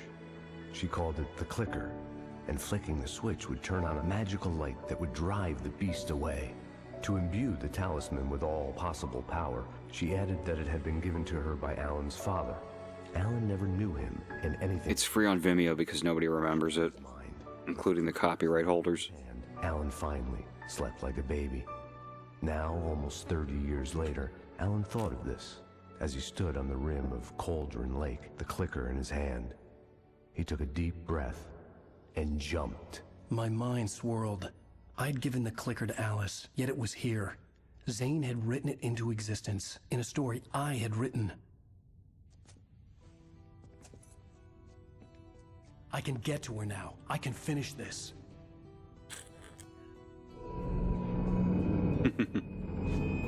Hell yeah, Figo.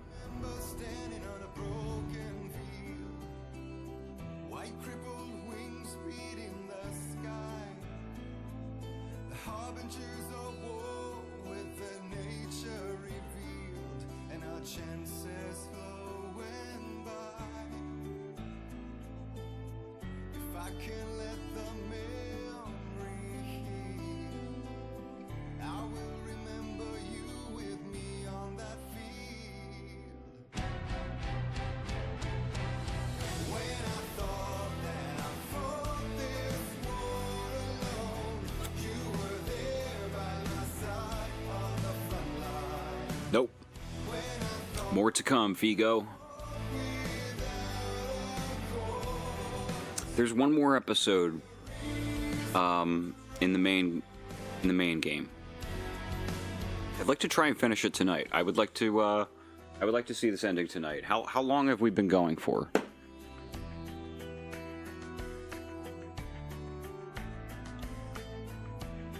the page, I need to see something new. For now, my innocence is torn. We cannot linger on this stunted view, like rabid dogs of war. I will let the memory heal. I remember you with me on that field. When I thought that I fought this war alone, you were there by my side on the front line. And we fought to believe the impossible. When I thought that I fought this war alone, we were one with our destinies entwined. When I About 2.5 hours so far. Time flies, huh? Yeah. Yeah, I started around 9:30. Wait. Started around 9:30. It's 11:20, so almost 2. I don't know what I was seeing over there that gave me that weird estimate.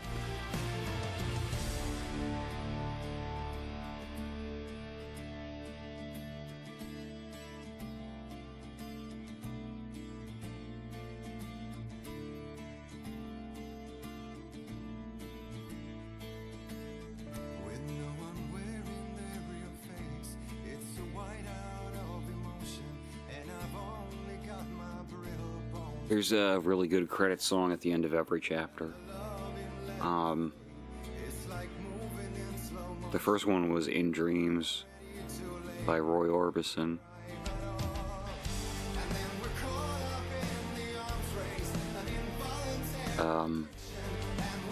A David Bowie song makes an appearance in this game. Not yet. I got a copyright flag for In Dreams, but it's only blocked in Russia. I don't know if Ukraine counts, just in terms of where they get their internet from. I know they're not not getting along right now, but do they have the same internet?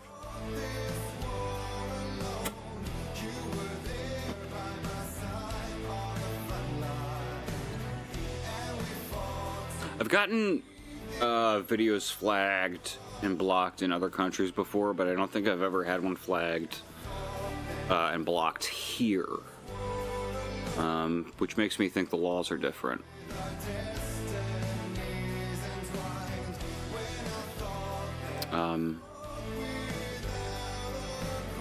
Like, I should be getting flags when I'm trying to monetize videos. I probably shouldn't be getting them when it's just you're playing a video game and a copyrighted song starts. It doesn't seem to ever cause problems in America. But I often get flags saying, yeah, it's blocked in this or that place.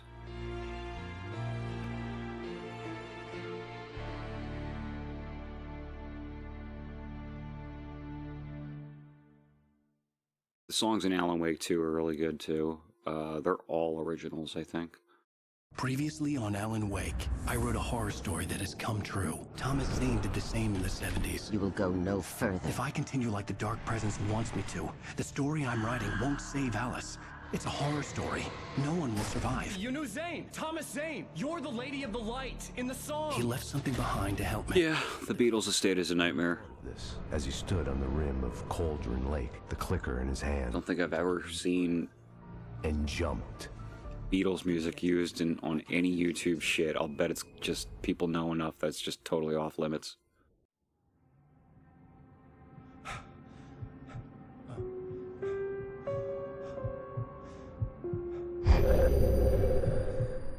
Do you get a copyright strike if you put happy birthday in a video?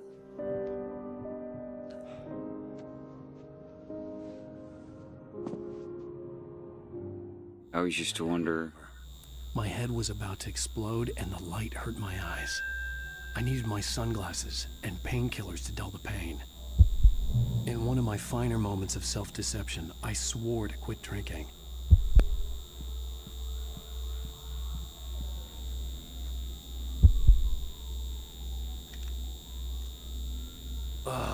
The sunglasses made the world look bearable. Now I could keep my eyes open without feeling like a vampire in the sun.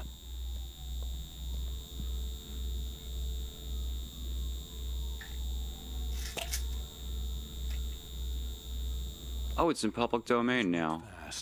The prospect of being away. Somebody needs to give those people making those movies the memo, because they're still using for "he's a jolly good fucking fellow" in all of their birthday scenes. Bearable again.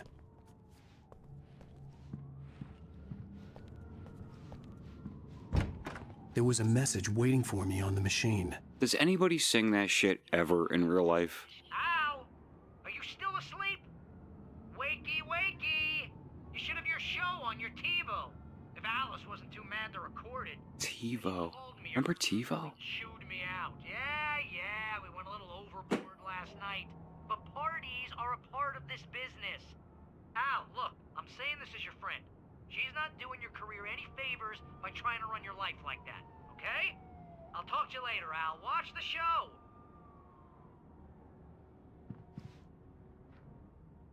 Barry and Alice Wake do not like each other.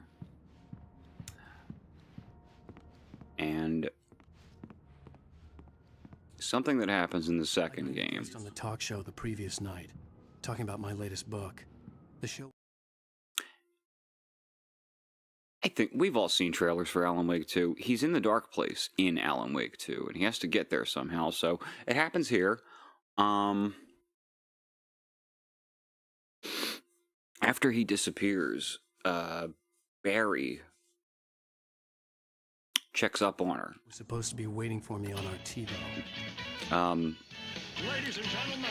And when like Hollywood parasites are trying to make the Alan Wake movie about his disappearance, he's the guy rebuffing them. We have a great and making sure that if anything does happen, Alice is going to get taken care of. He's like a really sweet guy. He's not in the game, but you see his emails and stuff. Good read. Go buy it.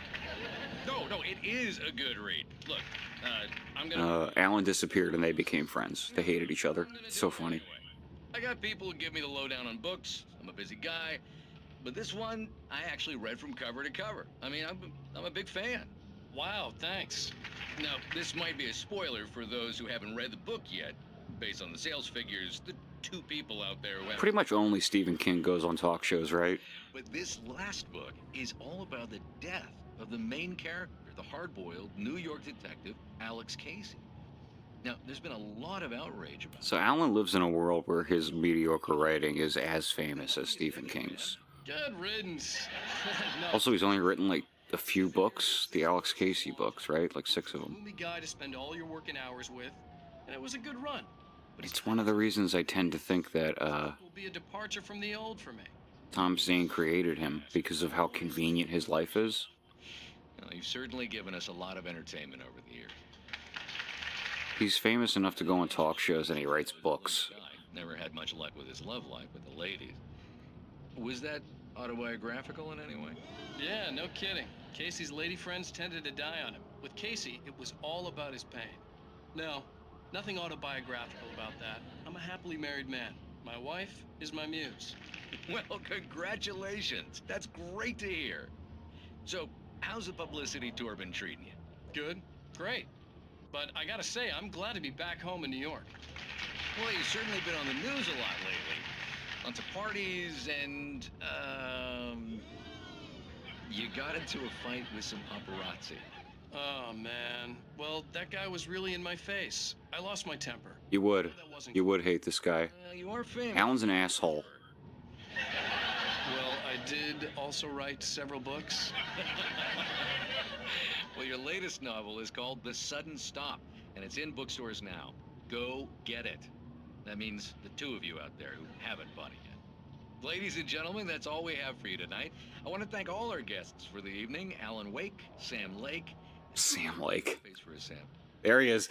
Our musical guests. There's Sam Lake in his emo era. Sam Lake is the director of Alan Wake. He wrote it. He created the concept. Live with that. didn't say anything and he remains the main creative force behind Remedy games today. Are you gonna start with me about drinking now? You know what? I should have followed her advice. He looks like he belongs in a Metal Gear game. Suddenly I was angry. Because the sunglasses or what? What? Now you can't even talk to me? Well, Now the live action stuff. Because you said you'd be home at midnight. And She looks like such a nightmare. and passed out in mid-sentence. Now I'm over it. Are you angry? This goddamn tour. It's gotten out of hand. Oh, honey. Oh, Sam Lake looks like he belongs in Metal Gear. You can get back to normal. Then you can start writing again. I'm sorry, honey. Alan, you're not thinking straight. Just take a shit. The live action stuff, Remedy uses that more and more from here on out. They always integrated live action stuff, but A vacation. Just you and me. this game where Alan on TV is always represented by his live action self. This continues throughout the Remedy oeuvre. They made Quantum Break, which had a lot of live action in it, but from what I understand, it wasn't one of their better games. I didn't play it. Return to Cauldron Lake to save Alice. Control uses a shitload of live action footage, and I would say at least like 2 or 3, 4 hours of footage in Alan Wake 2 are live action. They use a lot to tell the story. Terms to make it all right. Why can't you just write it here? The last page is still in the typewriter. I need to read it first. Everything needs to be just right. Zane tried to cut some corners. He's a great voice actor. He also played Dr. Darling in Control. I'm sorry, Sarah, but I need to. And the guy who plays live action Alan Wake here still plays him in the second game. When I leave.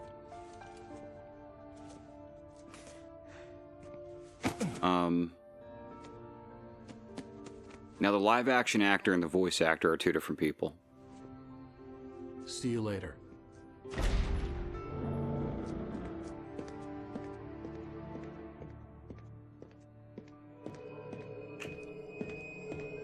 When I got out, it was warm and sunny. I'd flicked the switch of the clicker. Had it done this? I didn't stop to question it. I had to take advantage of the sunlight to get to the lake. You know how in Resident Evil, when they do the scans of people, they just find like models they like, and then they have an actor act out the performance. Yeah, the live action actor sounded like him because he dubbed over that stuff, all of it. The real guy has a Finnish name that it's like Ikra. Just look it up. I don't remember it. Alone, in daylight, surrounded by the beauty of the Pacific Northwest. His voice actor is American or Canadian or something. Doubt creep in one last time. I could still chalk everything up to a dream, a delusion. I had enough imagination to make up something like this. Having been in the cabin all this time, trapped in a story inside my head, gone mad from grief over Alice's death like Hartman had claimed, there would be no way of knowing. I told myself it didn't really matter. You can kind of see it once you know about it. It's harder in this one because it's a lot of low-resolution video, but in the second game, unfortunately, if you're looking for it, you can see that there are subtle bits where it doesn't match. They do a very good job.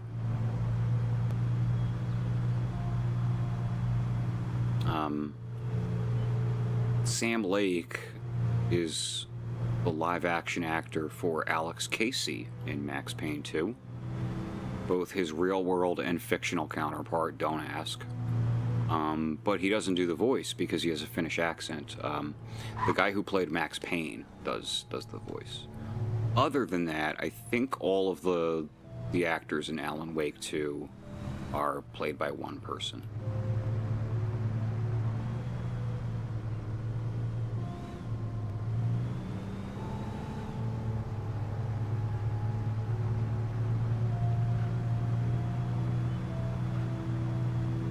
Matthew Peretta, that's right. And the other guy just hasn't, a name that as an American, I'm not going to remember it offhand. Do I have to get out here? The darkness had touched me. There was a link between us, always would be. I could feel its presence again, getting closer. Yulka Vili. And he's the mocap too. I will kill your wife.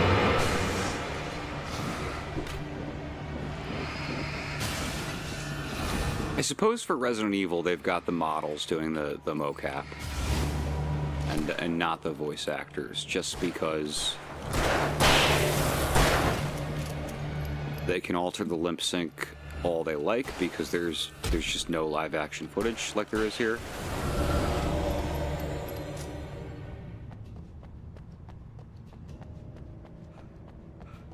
And even here, they're not doing that.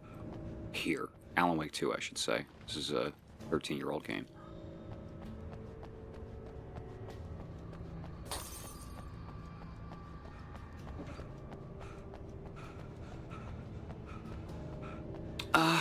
What is,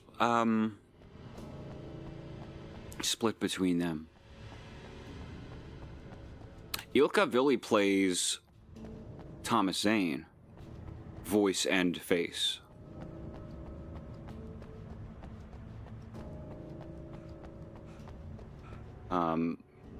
Ilka Villi is Alan Wake's face. Matthew Peretta is his voice. But Thomas Zane, his face and voice in Alan Wake 2 are both Ilka.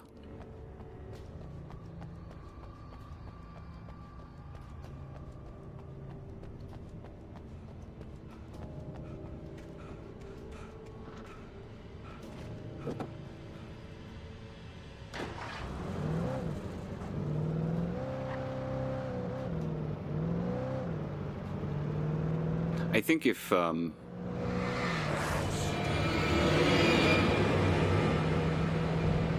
this game were made today, they would probably not do that.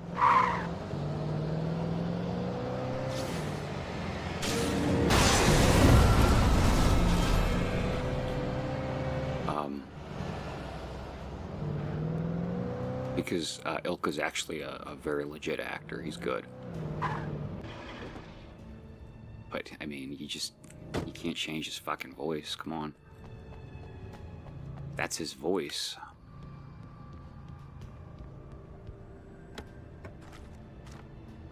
Also, I'm dying to see, they probably won't be able to interact because Dr. Darling is, like, long gone by the time of Control. Where Agent Nightingale. But anything can happen in these games. It'll be cool to see, you know, Alan Wake and Dr. Darling in the same game. It'll probably happen on that second DLC, since it's going to integrate Control stuff. More so than Alan Wake 2 does already.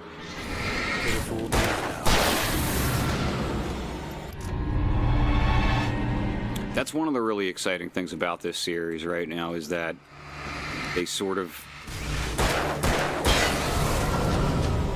I feel like they made Alan Wake 2 kind of stealthily by coming up with Control first, and then that getting popular enough that it was like, okay, the investors will let us make Alan Wake 2 now, and we're gonna draw it into the Control universe, which was always the plan. But it seems like it was such an insanely good idea, because Control is pretty mainstream popular, and Alan Wake is like a cult hit, you know?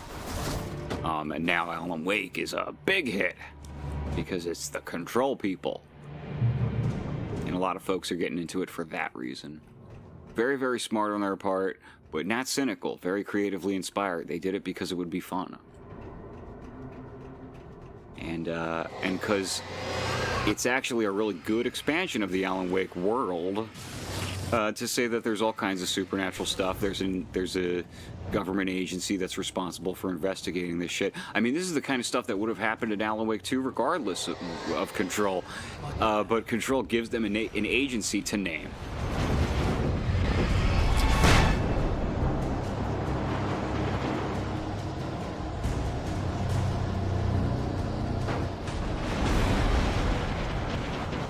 Was that a page that just flew off the thing there? How the fuck would I have gotten that? Did y'all see that page just fly off that platform? No wonder I'm missing pages in here.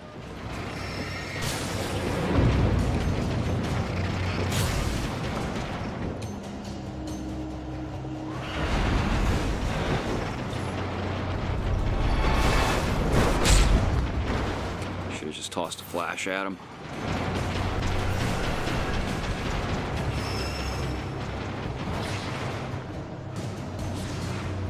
way. Real? Ooh,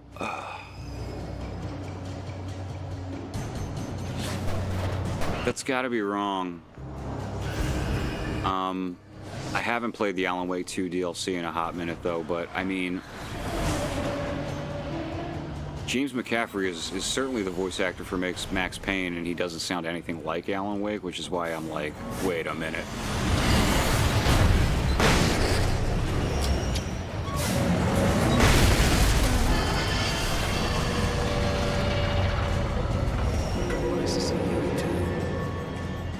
I feel like the first time I heard Alan Wake's voice in Control, I wasn't... You know, you hear typing and speaking, and I was like, that's Alan Wake. Maybe it was just because of the typing that I felt like I recognized his voice straight away. Sucks, what?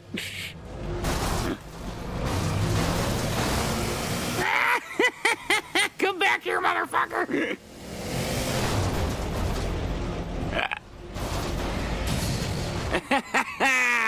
Gotcha!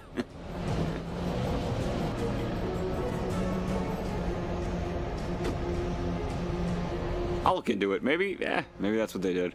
Maybe they did that because, you know, Alan plays Dr. Darling already, or I should say, you know what I mean. Maybe they felt like the voices were too similar. If they felt that way then, I don't think they feel that way anymore. I don't know.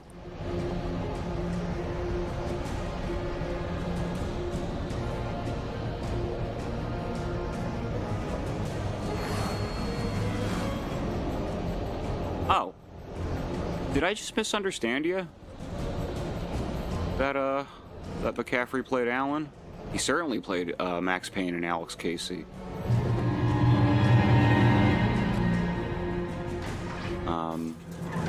Certainly, James McCaffrey playing Director Trench. That's a no-brainer for sure. That was definitely him.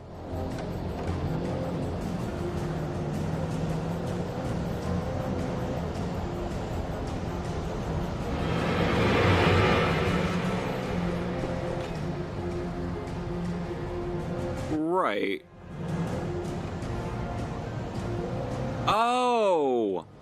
Okay, that makes sense because I don't think they really knew in Alan Wake 1 what they were doing fully with Thomas Zane. That's why I think there were the retcons with Zane being a filmmaker instead of a poet. Again, like, this being Alan Wake gives them license to do that sort of thing. But when they had McCaffrey playing Thomas Zane in this game, I think that's really just because it's because, you know, they thought that the diver was Thomas Zane, frankly, and he probably was at the time before Alan screwed with the story, because now Tom the Poet is a character from a Thomas Zane movie.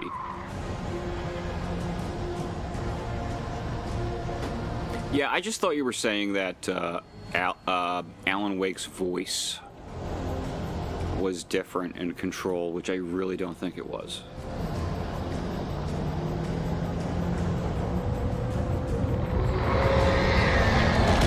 It would be a weird thing for Remedy to do, to be like, he's the Max Payne guy in this one, along with the Zachariah Trench character, or anything like that. Oh, Jesus. Oh, no.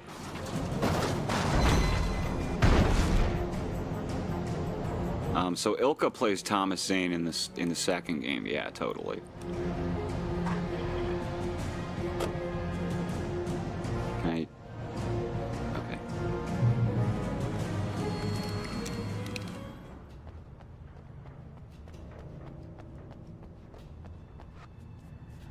Yeah, sorry. It's just, I have a tendency to really get lost in the conversation when I'm killing taken.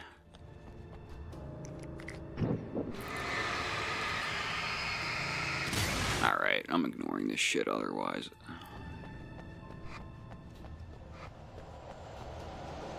Modern camping equipment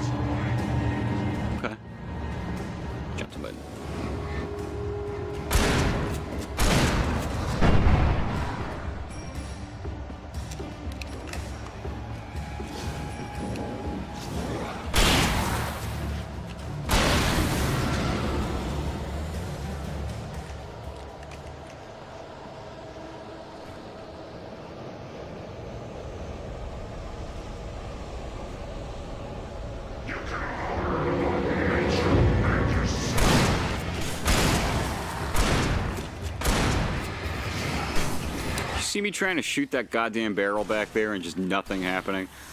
Because that asshole was standing in my way.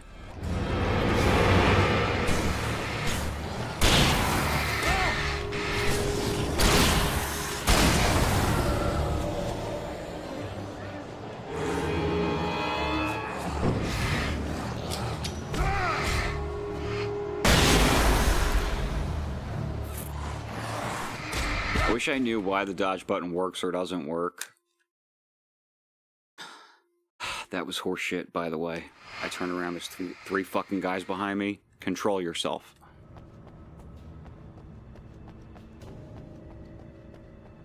Maybe it was non-explosive. Because shit all happened with it.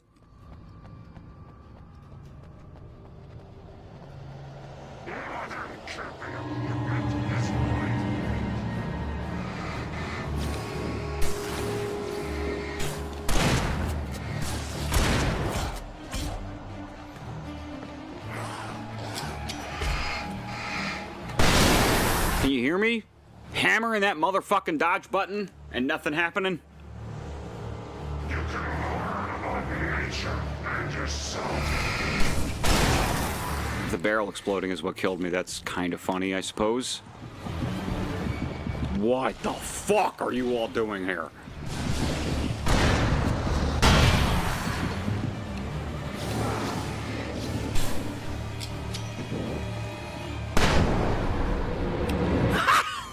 They are everywhere! I feel like I died last time because I just didn't know they were just going to keep popping out. Every time I thought I was just done and I let my guard down.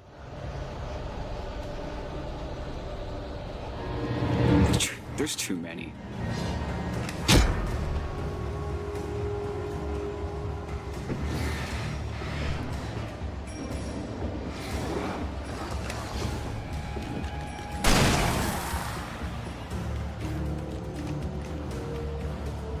I guess I'm gonna stick around because the screen just said manuscript. Okay, there.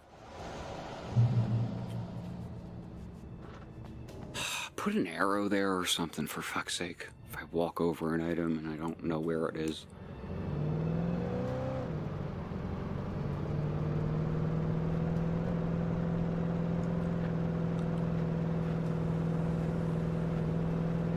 Yellow paint in video games, how do we feel about it? People are always bitching that the Resident Evil games like to indicate things you can interact with yellow paint. I say gamers think they're a lot smarter than they are. And you would assume that you could climb every ladder in the game if not for the yellow paint. In the end, Barry wasn't going to shoot Sarah. They both knew that. Once she had no chance of catching up to Wake, Barry gave up the gun and sat down on the floor, shielding his face from the merciless glare of the well-lit room. "I don't think I'm ever going to see him again," he said in a weak voice. Sarah didn't have it in her to be mad at him. Besides, he was probably right.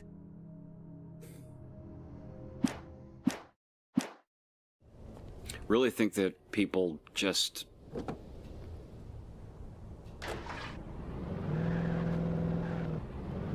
It would be weird in Souls. What's that? Is that anything?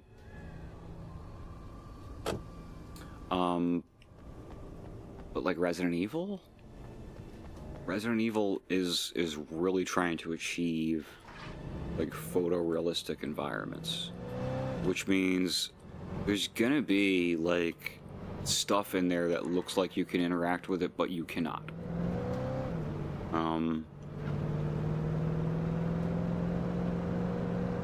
You need something to indicate that you can.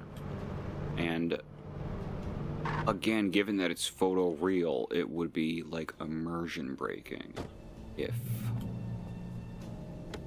some kind of an icon had popped up. Capcom, as much as possible in those new Resident Evil games, is trying to minimize that type of shit.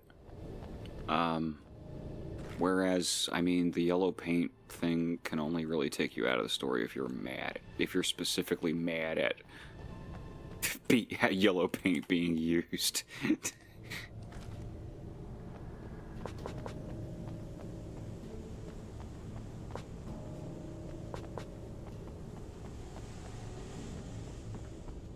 Oh, I know. I just, you know me.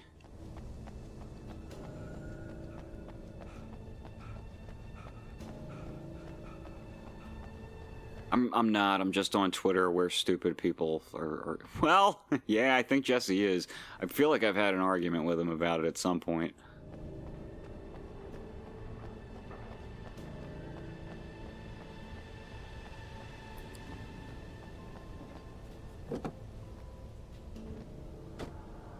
I just don't buy it. People always say, well, maybe you could use a light. You could put a light over it. And it's like, not everything in real life has a light pointing right at it. And again, things in real life are painted yellow sometimes. I didn't find nothing here. Oh, okay. People who complain are looking for reasons to complain. I've seen the debate in a lot of spaces. Come on, Alan, get the fuck out of here. Just drive your car over that shit.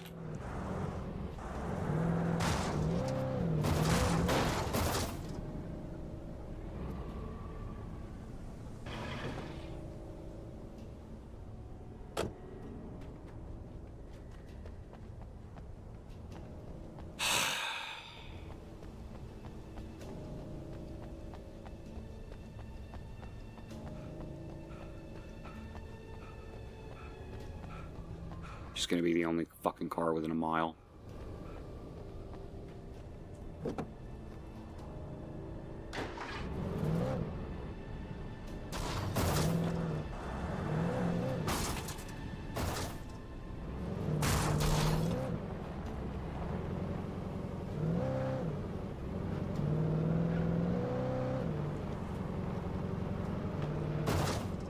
Dude.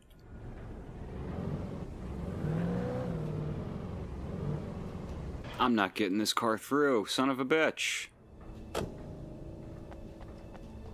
Wait, is this the car that I abandoned, or is it a different car? No, it's a different car, because I can't interact with it. What about you? Nope. Okay, we're done with cars.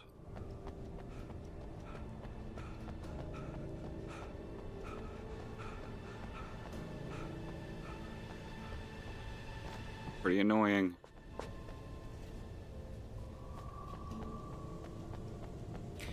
I think if driving isn't like the #1 mechanic in your game, then you shouldn't be able to get caught in a fucking ditch.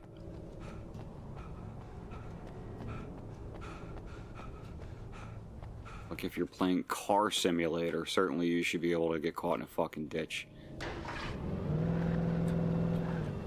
Alan Wake can take a break though, from the realism. Did I, Man. Where the hell am I going?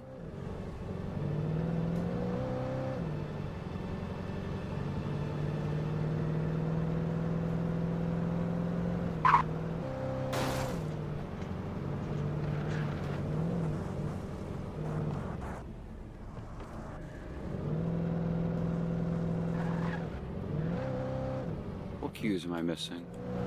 What do you want from me? Is there a turn here? Yes, thank God.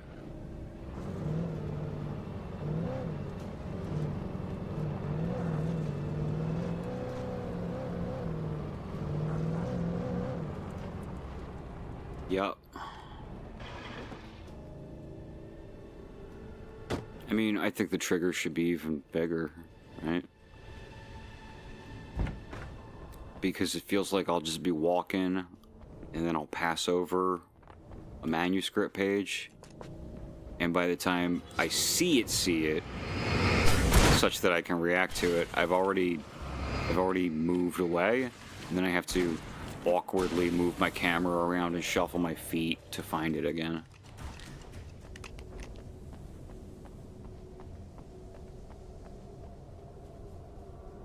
Hunting rifle, yeah. Actually, up action shotgun. That's fine. Way more bullets for it.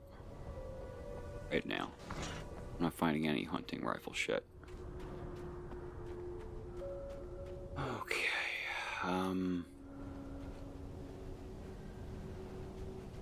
I had to get the gate open. Ah.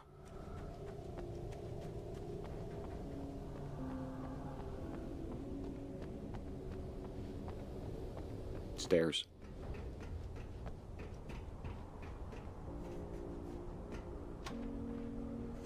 Yeah, the text prompt is off the screen by the time you even notice that anything was happening.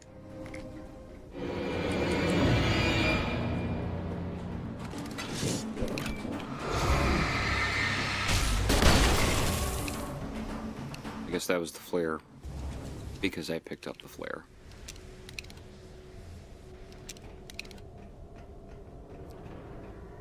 Weird assumption, man. I don't know where they were at on the Q&A. Or is there a different word for testing? I think there is. I forget what it is, though. When they were, they had their game testers looking over it. Not sure what it was that convinced them that automatically switching to the weapon that you pick up is, like, a good idea.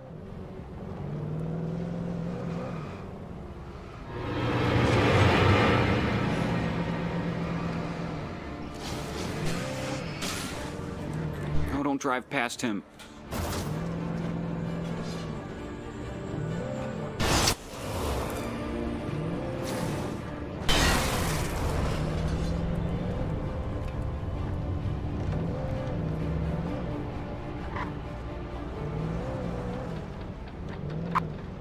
Twisted Metal all of a sudden.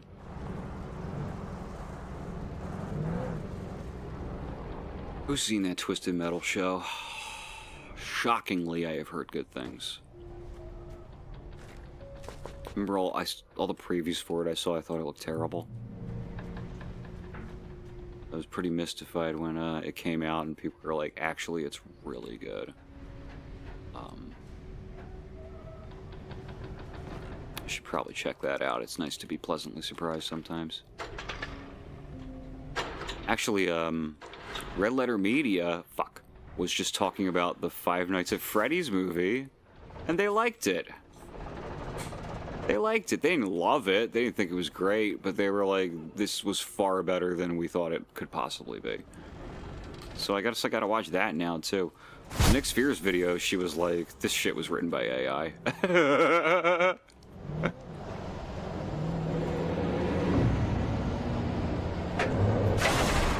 Red Letter Media did the Star Wars, the 4-hour-long Star Wars reviews, if you remember those from back in the day, with the deadpanned Mr. Plinkett, who was also like a serial killer. Did I trap it? Because that would be cool. Son of a bitch.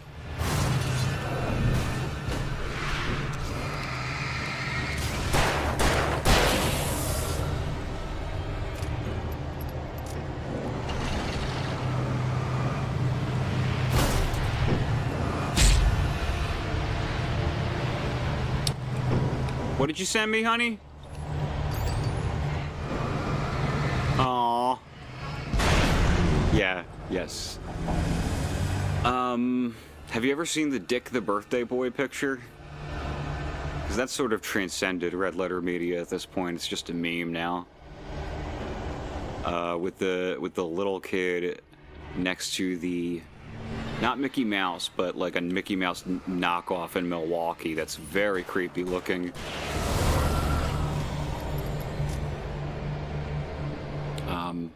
That's one of them as a little kid. Ah! The height of Dick the Birthday Boy was when Ellen DeGeneres found it and referenced it on the show and showed it and everything.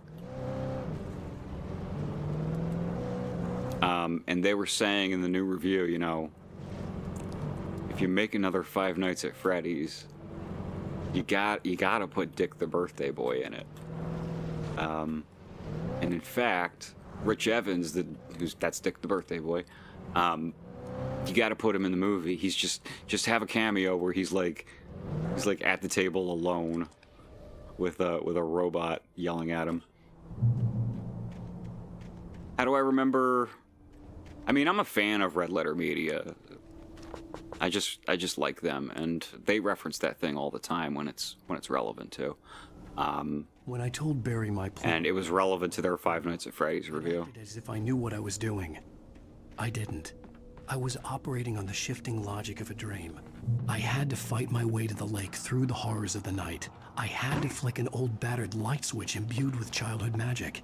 I had to write a happy ending to a horror story. I had to save my wife from the dark prison she was being held in. Oh yeah. It's because they bring it up all the time, dude. I think they did a video about it. Just because, like, how much it blew their minds that this goofy fucking picture that they posted of Rich Evans as a child ended up on Ellen DeGeneres because of how strange it was.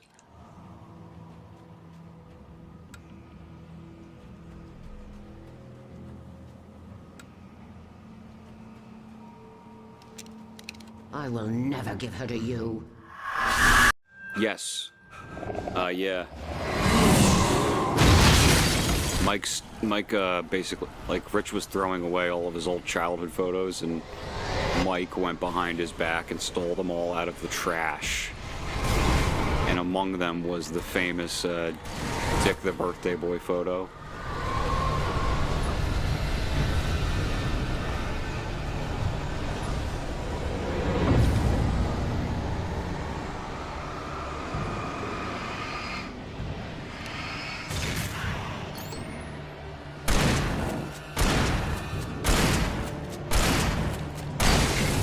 Check out Red Letter Media, specifically Best of the Worst.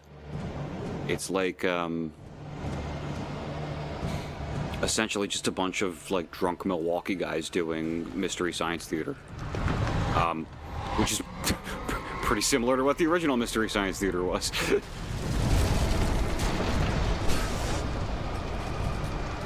Oh, I'm pushing the wrong button for my boost here. Probably not great for the camera to cover up what I'm aiming at.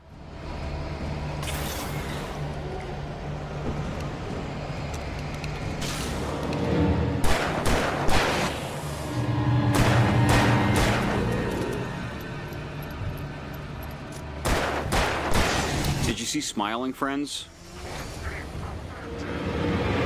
The Cartoon Network show? Or I should say Adult Swim.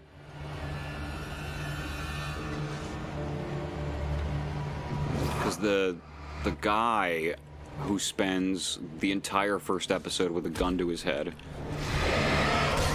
is Mike Stacklaza from Red Letter Media. That voice of, like, sheer depression. It's like the voice of, like, depression distilled into, like, the essence of sadness. That's Mike Stacklaza's voice from Red Letter Media.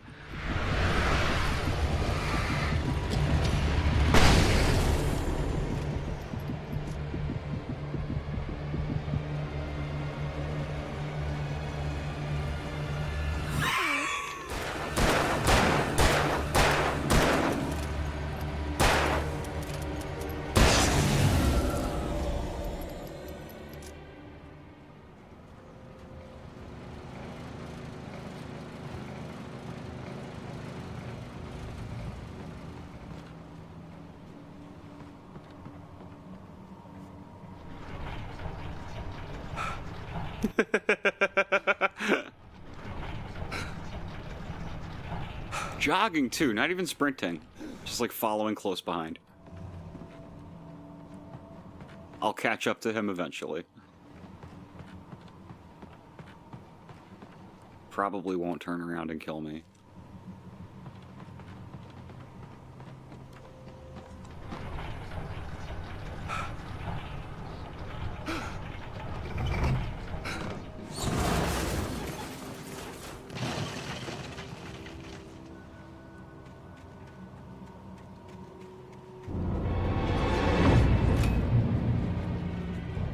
I could see Mirror Peak in the distance. That's where Cauldron Lake was.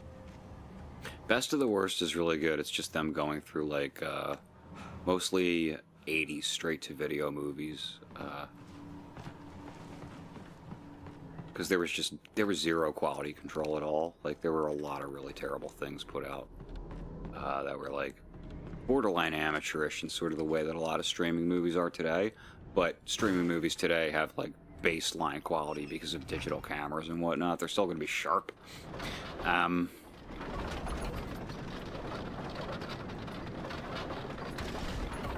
Backwards facing ignorance jokes. He's not going to turn around. Why would he turn around? He's right behind me, isn't he?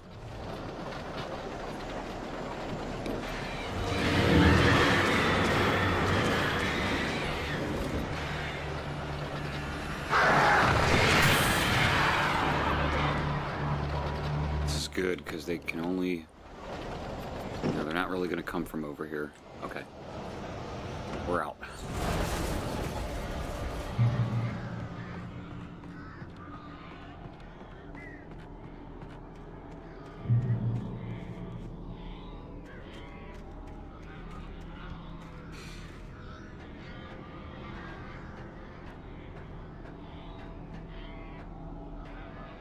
They've also had a surprising number of like celebrity guests on their shows. Patton Oswalt was in for at least one episode, no, two, I think, of Best of the Worst. They're like good buddies with Macaulay Culkin now. One time they had Max Landis on before anyone knew he was like a freak, like a pervert, rapist weirdo or whatever. And it was very obvious that they like couldn't stand him. Like they were trying to be good. But you can just kind of see it in both Jay and Mike very strongly, because they're not good at hiding their contempt for things or people. And they were just, the whole time, they were like, this dude's a fucking tool. Not outwardly, but it's funny to watch it. He wrote that terrible Will Smith movie, Bright. That was about, like, what if racism was against fantasy creatures like orcs?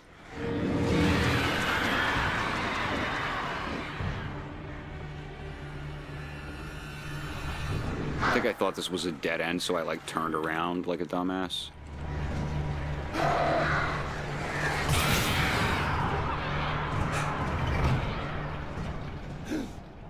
I don't think Patton really hated it, to be honest, because he likes them. He likes them so much he appeared in fucking Space Cop, which is them pretty much trying to make an awful movie, and it is. One of the more obscure. They actually have a really good joke in this latest episode, because apparently the movie Talk to Me was directed by YouTubers. And Mike was like, or Jay maybe, was like, it really breaks the stereotype that YouTubers only make terrible movies. And Mike goes, yeah.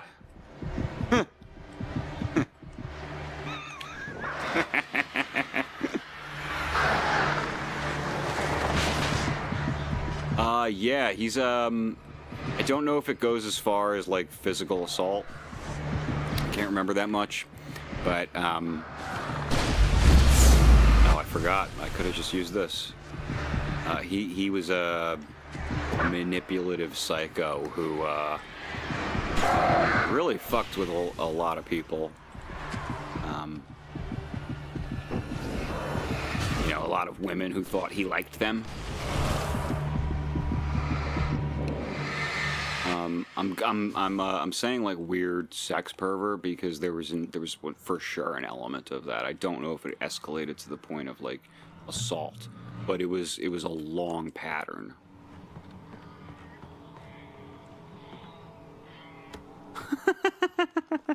Could be. No, I mean it's Patton Oswalt. He's watched a lot of terrible movies, so I don't know. A lot of his comedy is derived from terrible movies.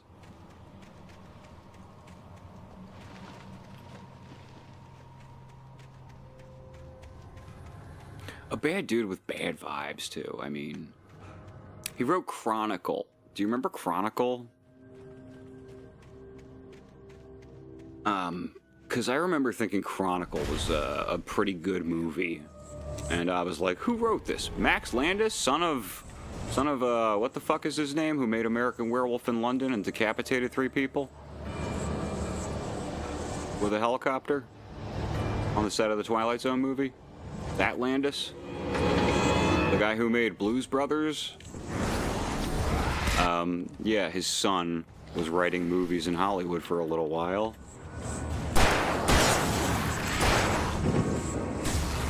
And also doing a lot of really shady things.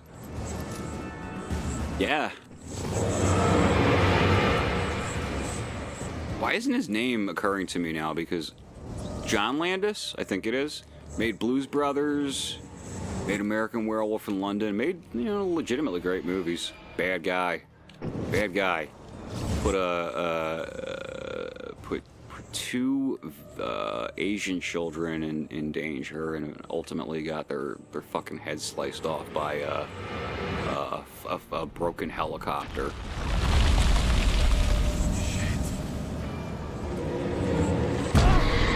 It was on the Twilight Zone movie, which is like, oh god. They need to make more noise or something.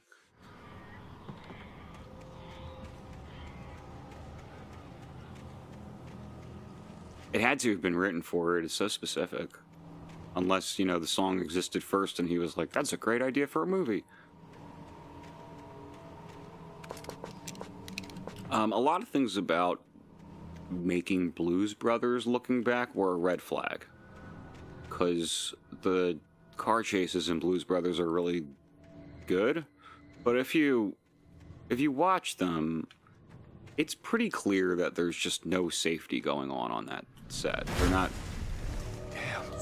They drove a car through a mall that was full of people, and they weren't. I don't know if they were extras, but I certainly doubt they were being paid enough to have cars thrown at them.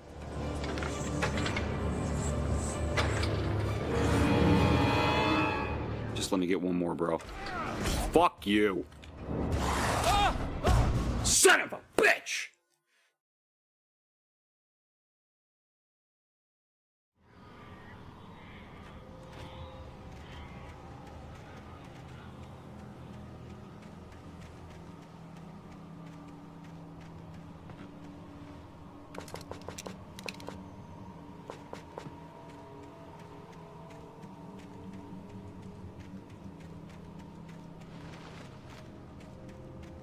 Pretty good chance the reason that shit wouldn't happen today is because of him.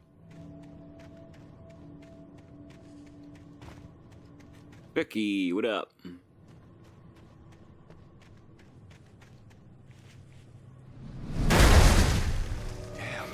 I'm about to be so careful.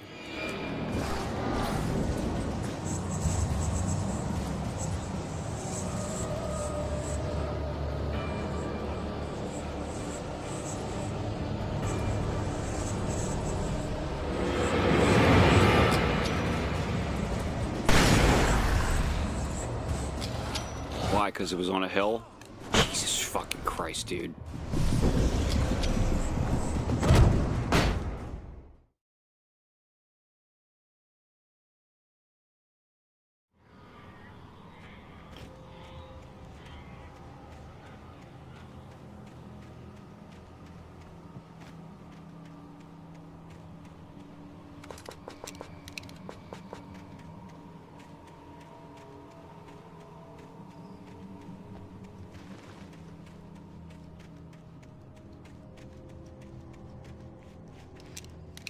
Flare gun. I'll make short work of this whole situation. I'll bet. Damn.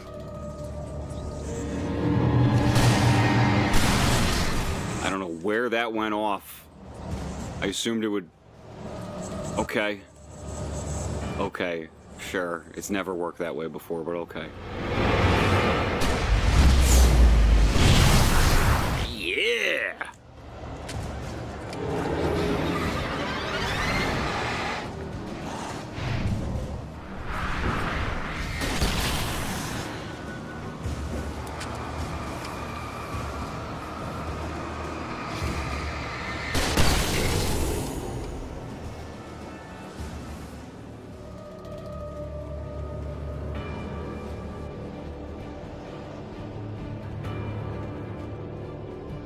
so paranoid.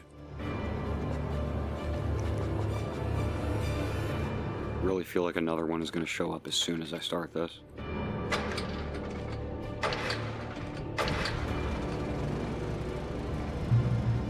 Okay.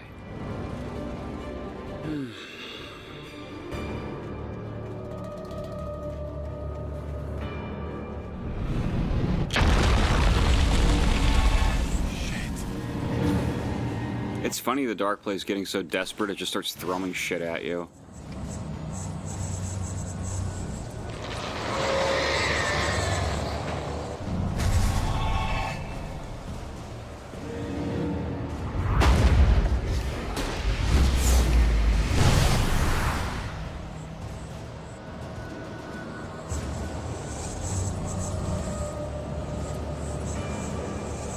It was negligence.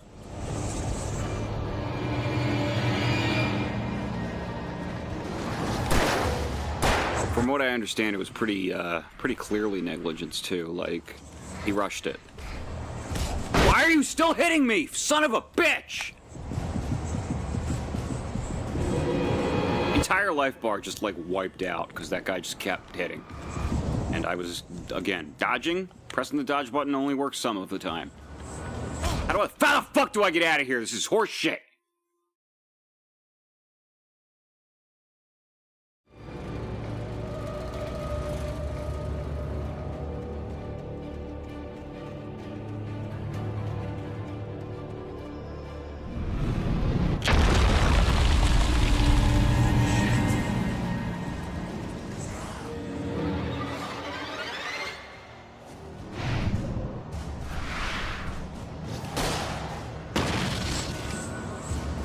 Could have hit him. I think he skittered away at the last minute.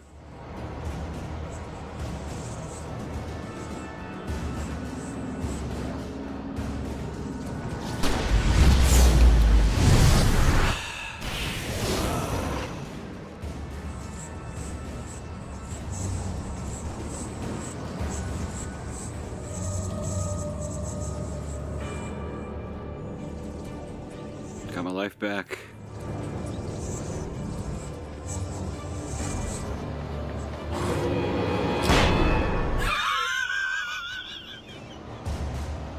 Lucky break.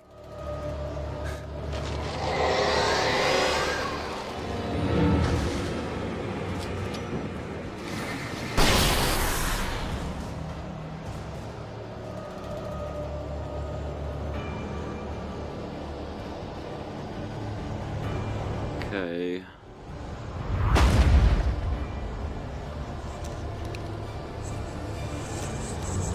I think he was, but he got out of it somehow. I don't think he did prison time or anything. Not surprising he created a shitty kid. Fuck's sake, where'd you go? I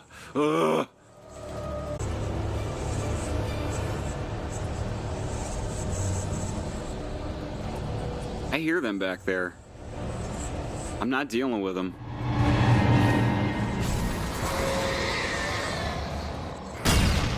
Get this motherfucker. What is this? What's happening? What's happening? Why didn't any of those kill you?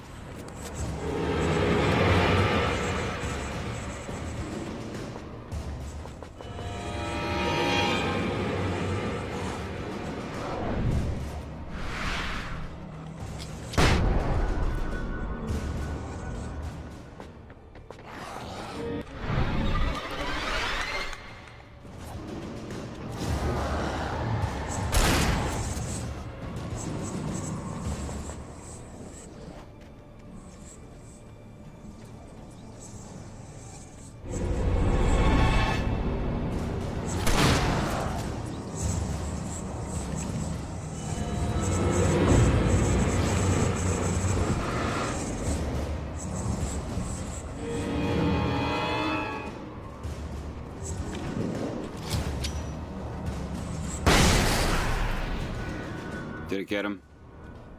Oh.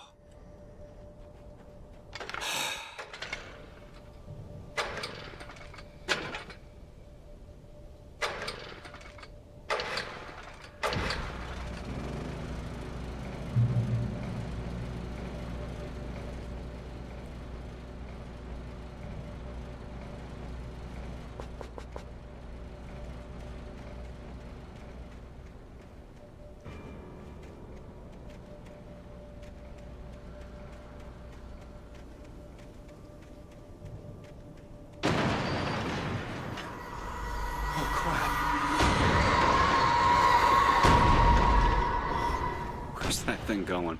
Okay.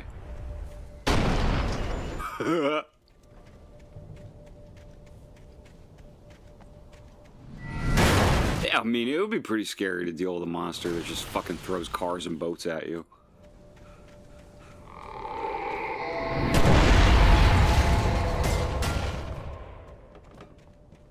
Maybe Alan Wake 2 could have used a little bit more of the dark presence just throwing shit at you. It's so funny. I love how it starts doing it here, too. Like, it's not the first time we've had a bunch of stuff thrown at us, but it's like all it has left at this point because we keep killing Taken.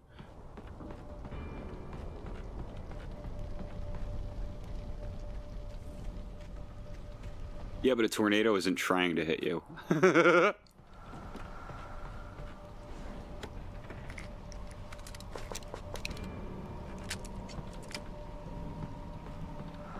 Okay, two flare gun bullets.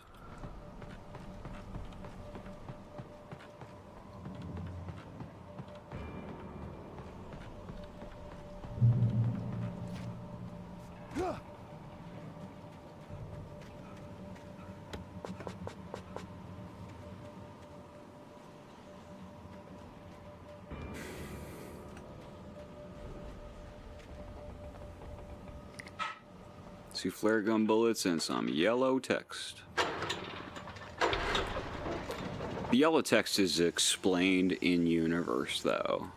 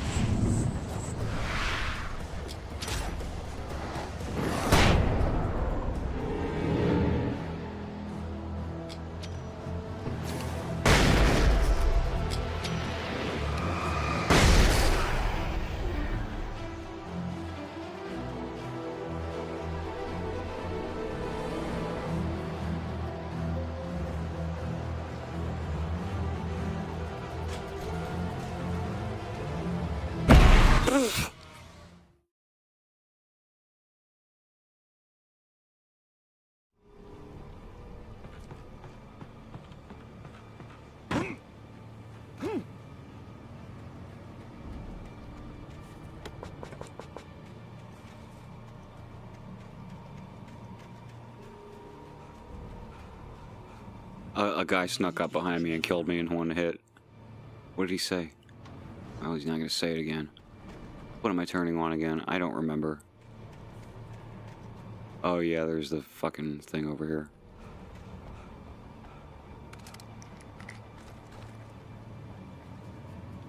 Yeah, again, I've talked about using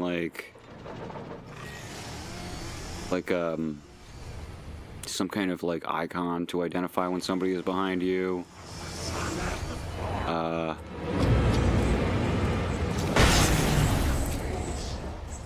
But really, they could just make a lot more noise.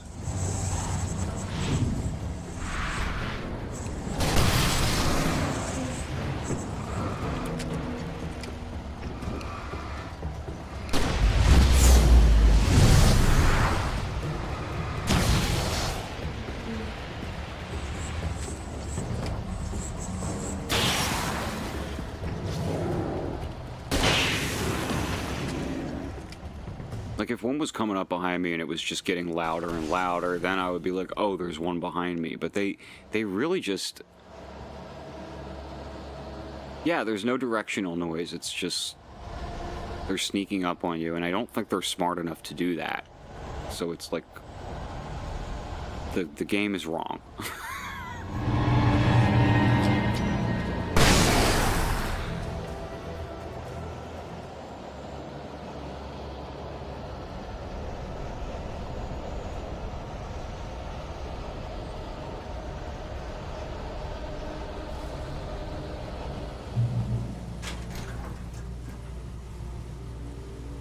Trying to rush to the end now.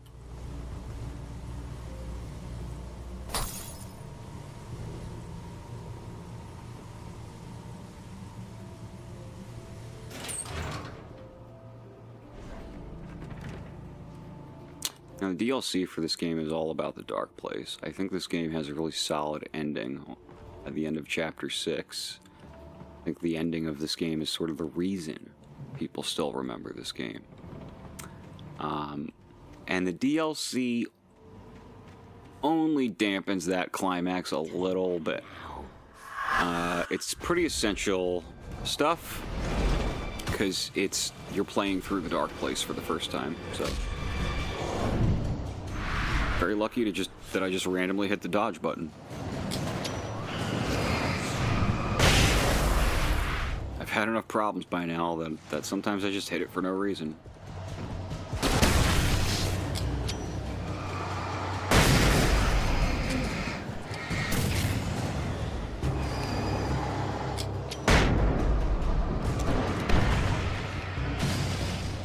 Finally. Wasn't standing there killing all that stuff with my flashlight. Absolutely not. They would have let you too. Aw, you can get hurt by the rocks. Oh yeah, doing all this, you would have permanent eye damage.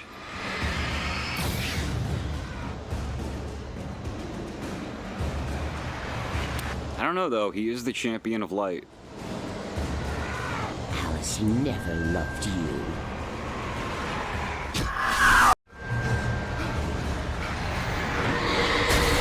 Oh. I'm about to ruin the rest of this series for you if you've seen It's Always Sunny in Philadelphia, because I realized that the relationship between Alan Wake and Mr. Scratch is literally Dayman versus Nightman from It's Always Sunny in Philadelphia. I mean, the champion of light, the herald of darkness, it's just Dayman versus Nightman. He is the fighter of the Nightman. He is the champion of the sun. Literally the champion of light. Dayman! Oh, fighter of the Nightman! Shit. Okay. You're a master of karate and friendship for everyone. You can't win. There's a show that's been on for a long, long time and is still funny. I've only seen a handful of the newer episodes. I was a big fan back in the day. Fell off for no real reason. No good one. Just... You will fail.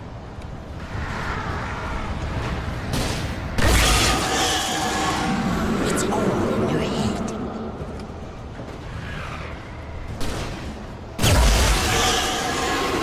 Your refusal?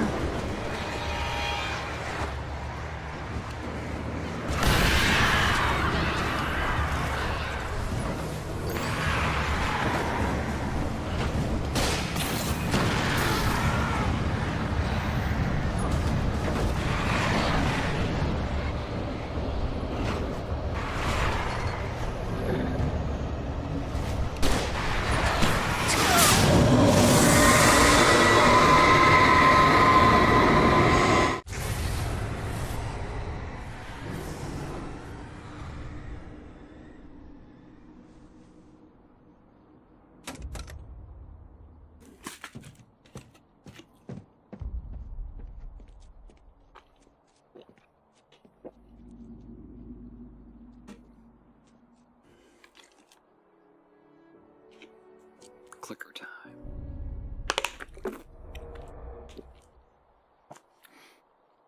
I'm not saying if it's over or not. I'm just going to say it's time for the clicker.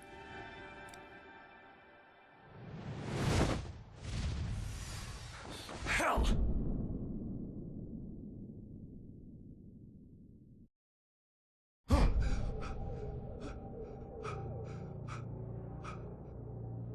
Shh, baby.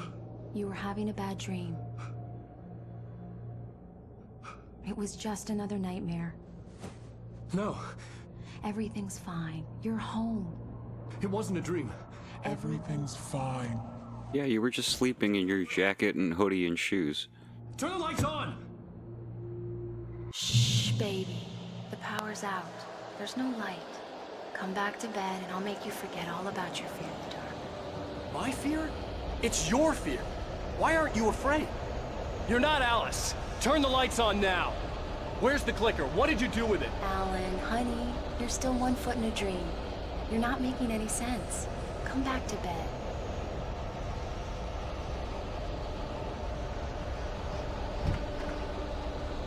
Alan, you're scaring me now. Come back to bed. Have you taken your pills? Do you want me to call Dr. Hartman?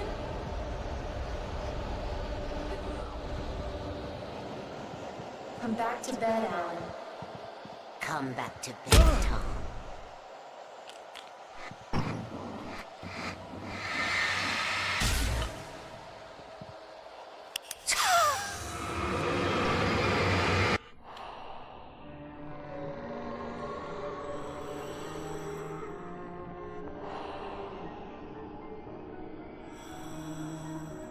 You must find your way to the cabin.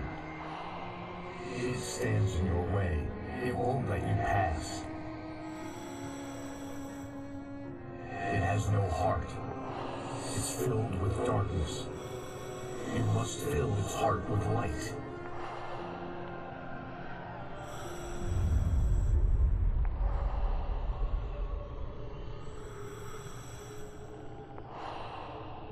Don't mind him. He's Mr.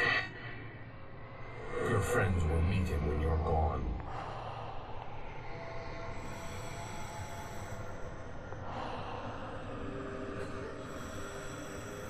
Use the clicker. I'm still not entirely sure what your friends will meet him when you're gone is supposed to mean.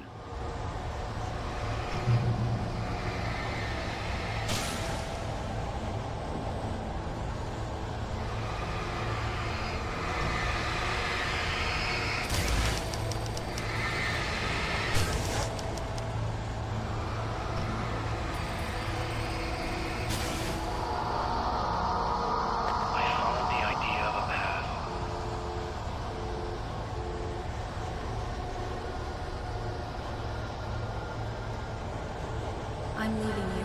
What? I'm leaving you, Alan. I met someone. That's Thomas Zane. At least as of right now, that's Thomas Zane.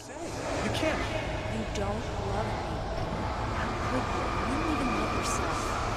All you do is torture yourself with work. The Bioshock looking dude? Thomas Zane. You're my muse. I'm not.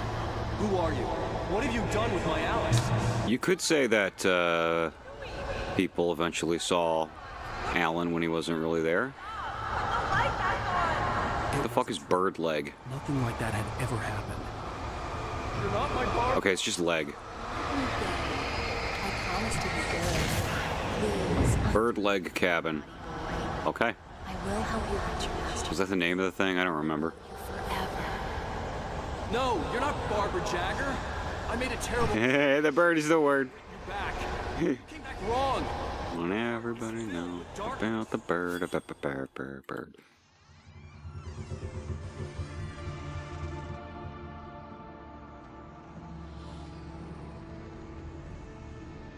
Now you will never get her back.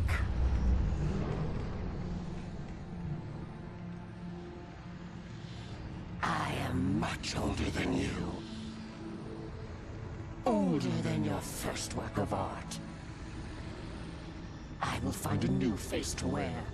Someone else to dream me free.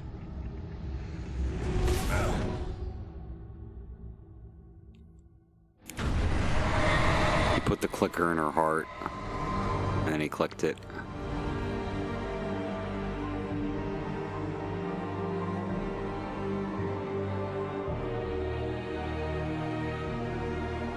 I don't think Barry meets Mr. Scratch. It's possible Alice meets Mr. Scratch. You could say. I don't want to say much else. The way that I would have interpreted your friends will meet him when you're gone would have been that, like, an evil Alan was about to take his place in the real world, but that's not really it. Alice's presence close by. I understood what I had to do now. I knew how to write the ending to Departure. There's light and there's darkness. Cause and effect. There's guilt and there's atonement. But the scales always need to balance. Everything has a price. That's where Zane had gone wrong. There's a long journey through the night back into the light. Alice? Alice?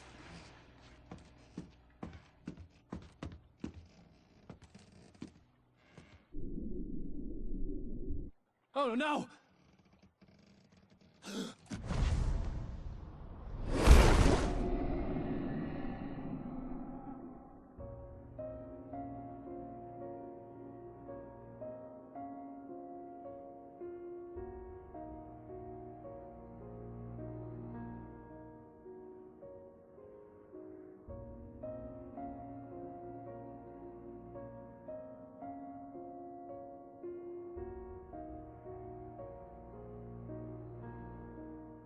Gorgeous game, goddamn.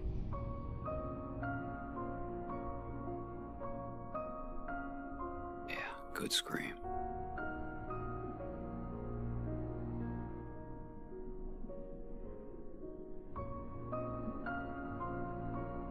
Prisoner exchange. Alice is out. Alan's in.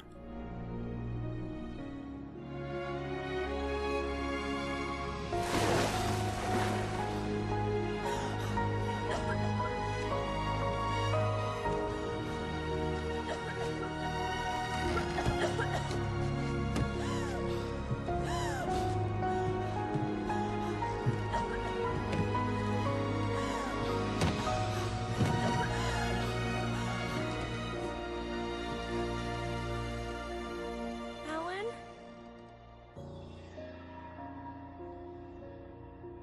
Alan?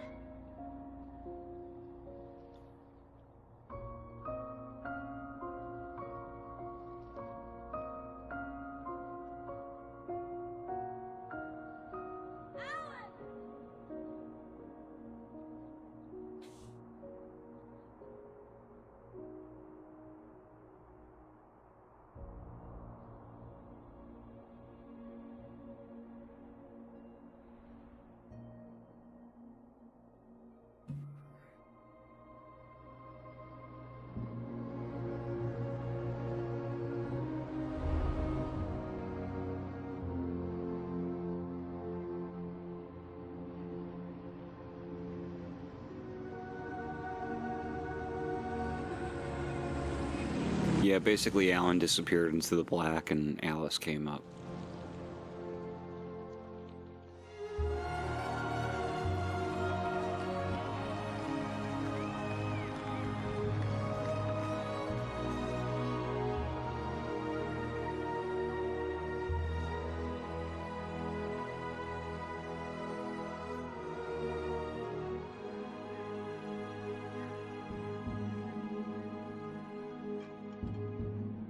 Notice Odin and Tor call Alan Tom.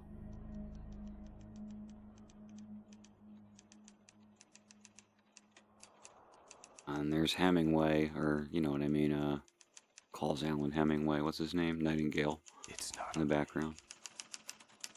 It's an ocean. Alan, wake up. It's not a lake. It's an ocean.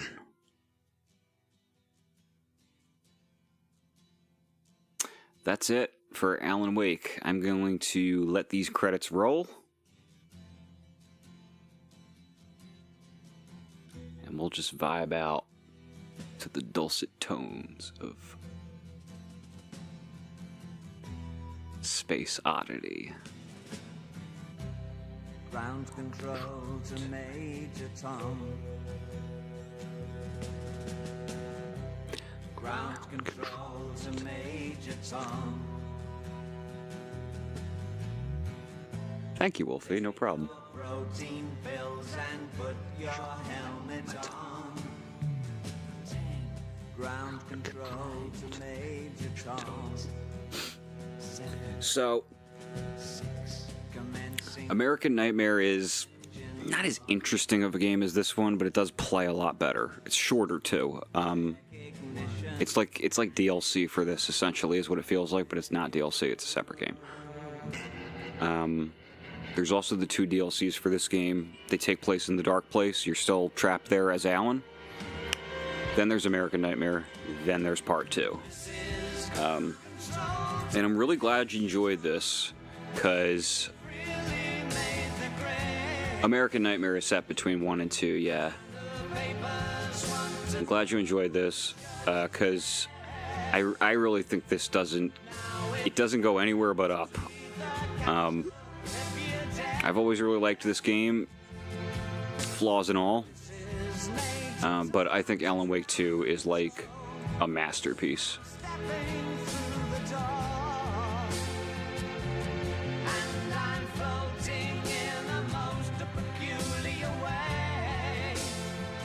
Oh.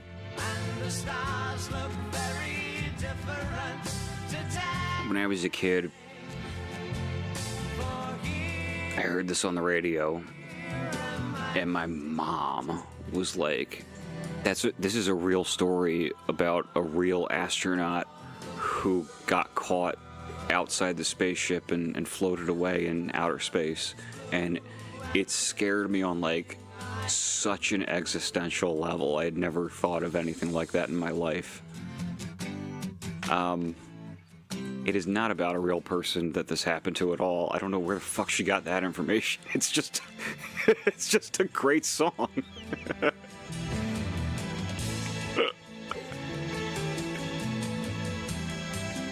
I'm jealous of Zine Bean if you're about to get into David Bowie, because, ooh boy. Some David Bowie trivia. He makes a cameo in the Twin Peaks movie. He plays an FBI agent who wears all white and inexplicably has a Cajun accent. I don't think it's very good, but I kind of feel like David Lynch is the sort of filmmaker who says to David Bowie, you should do a Cajun accent, and then he does it and it's bad, and David's like, perfect! I could just imagine it happening that way. He doesn't care about, like, I don't think he cares as much about stuff like that as he does about, like, creating a character that you remember. And Philip Jeffries, played by David Bowie, that's a memorable character. I think he's only in Twin Peaks for all of not even 5 minutes. And it's like one of the most surreal and confusing scenes in all of Twin Peaks.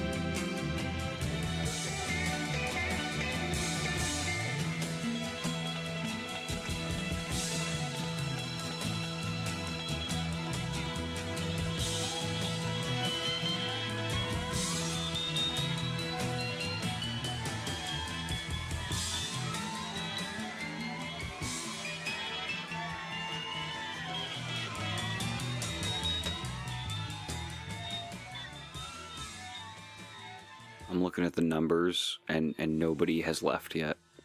Everyone is staying to listen to this song. That rocks.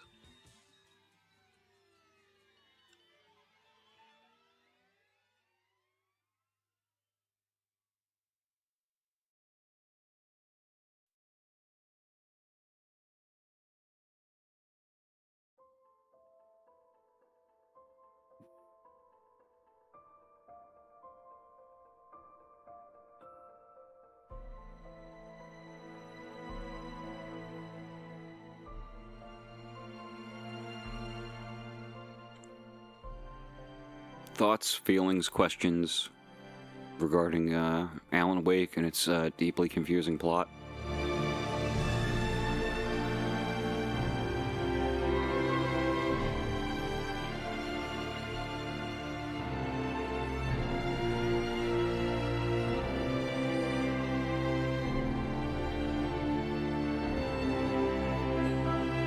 not surprised that astronauts have died in space.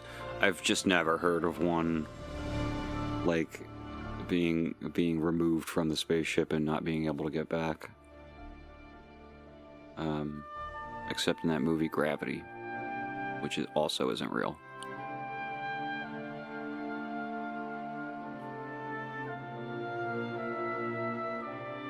I really liked Gravity when I was watching it, and it's one of those movies that the more you think about it, the more you're like, wait, what? She has a dead child and they sent her into space? There's a whole... They put astronauts through the most, like, rigorous psychological examinations. You have to be Captain America to be an astronaut. You can't have a dead child. They will not let you.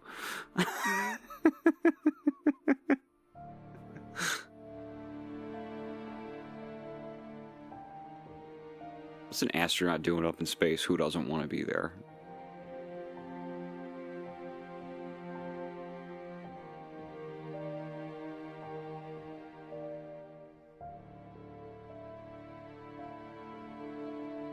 Oh yeah, I don't even know if they would try to save you at that point. You're just floating around in infinite nothingness.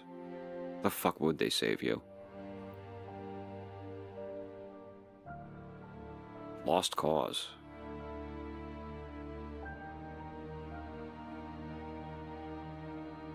Maybe if you got lucky and there wasn't a lot of velocity and you were just sort of stuck floating in the same spot, they could come find you. Assuming they have the means to. But, man, nah, if you're floating off away, it's just, you're just gone. You're out of there. They'll never catch up.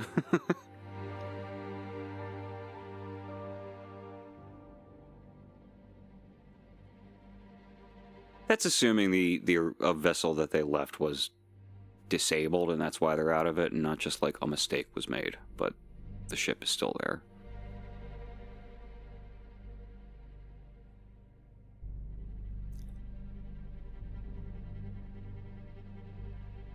That's alright, Kale.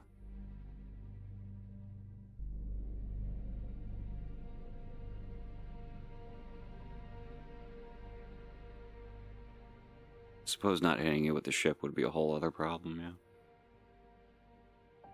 I don't know how precise they can be.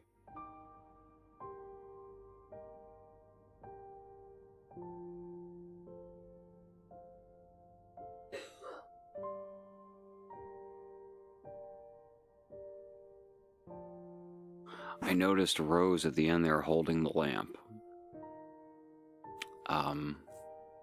I guess it didn't occur to me before that that makes her the new lamp lady. Or maybe it did at one point, but you know how I forget. She isn't quite the lamp lady in Alan Wake 2, but she is definitely someone who knows things and is trying to help. But really not in the way that Cynthia Weaver was, so maybe they've decided against making her the literal lamp lady. I don't know. The ending would suggest it. She's standing there with a lamp, staring off into space weirdly.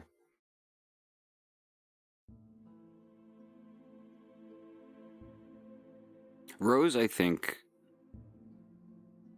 somehow knew right away where Alan was. I feel like that's the case. Because she knows things in Alan Wake 2.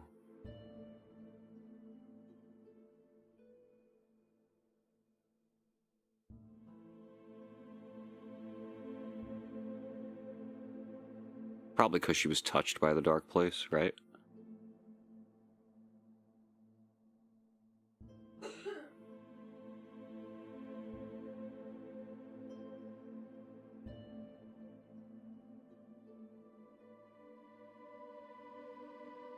Yeah.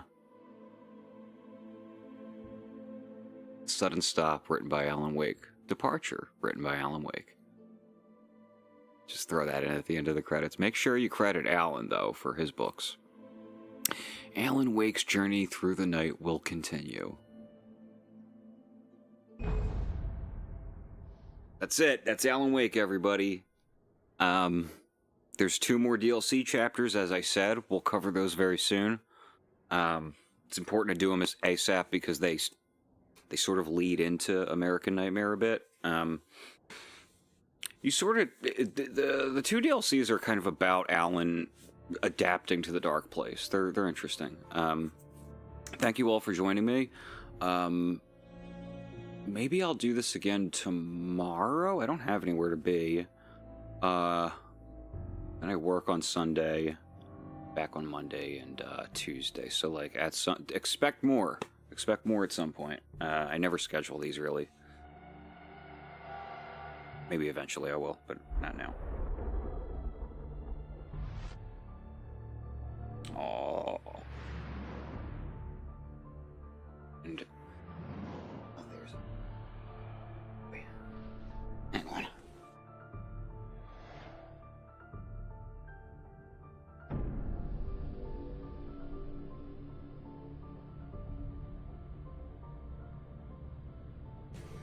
Yeah. Move here.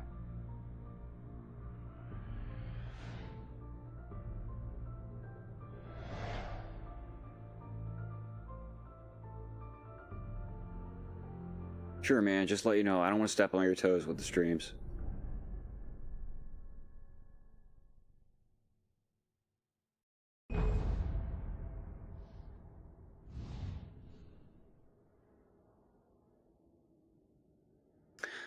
All right.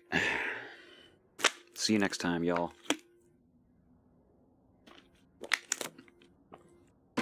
No, they aren't, dude. I'm not important. Stop that.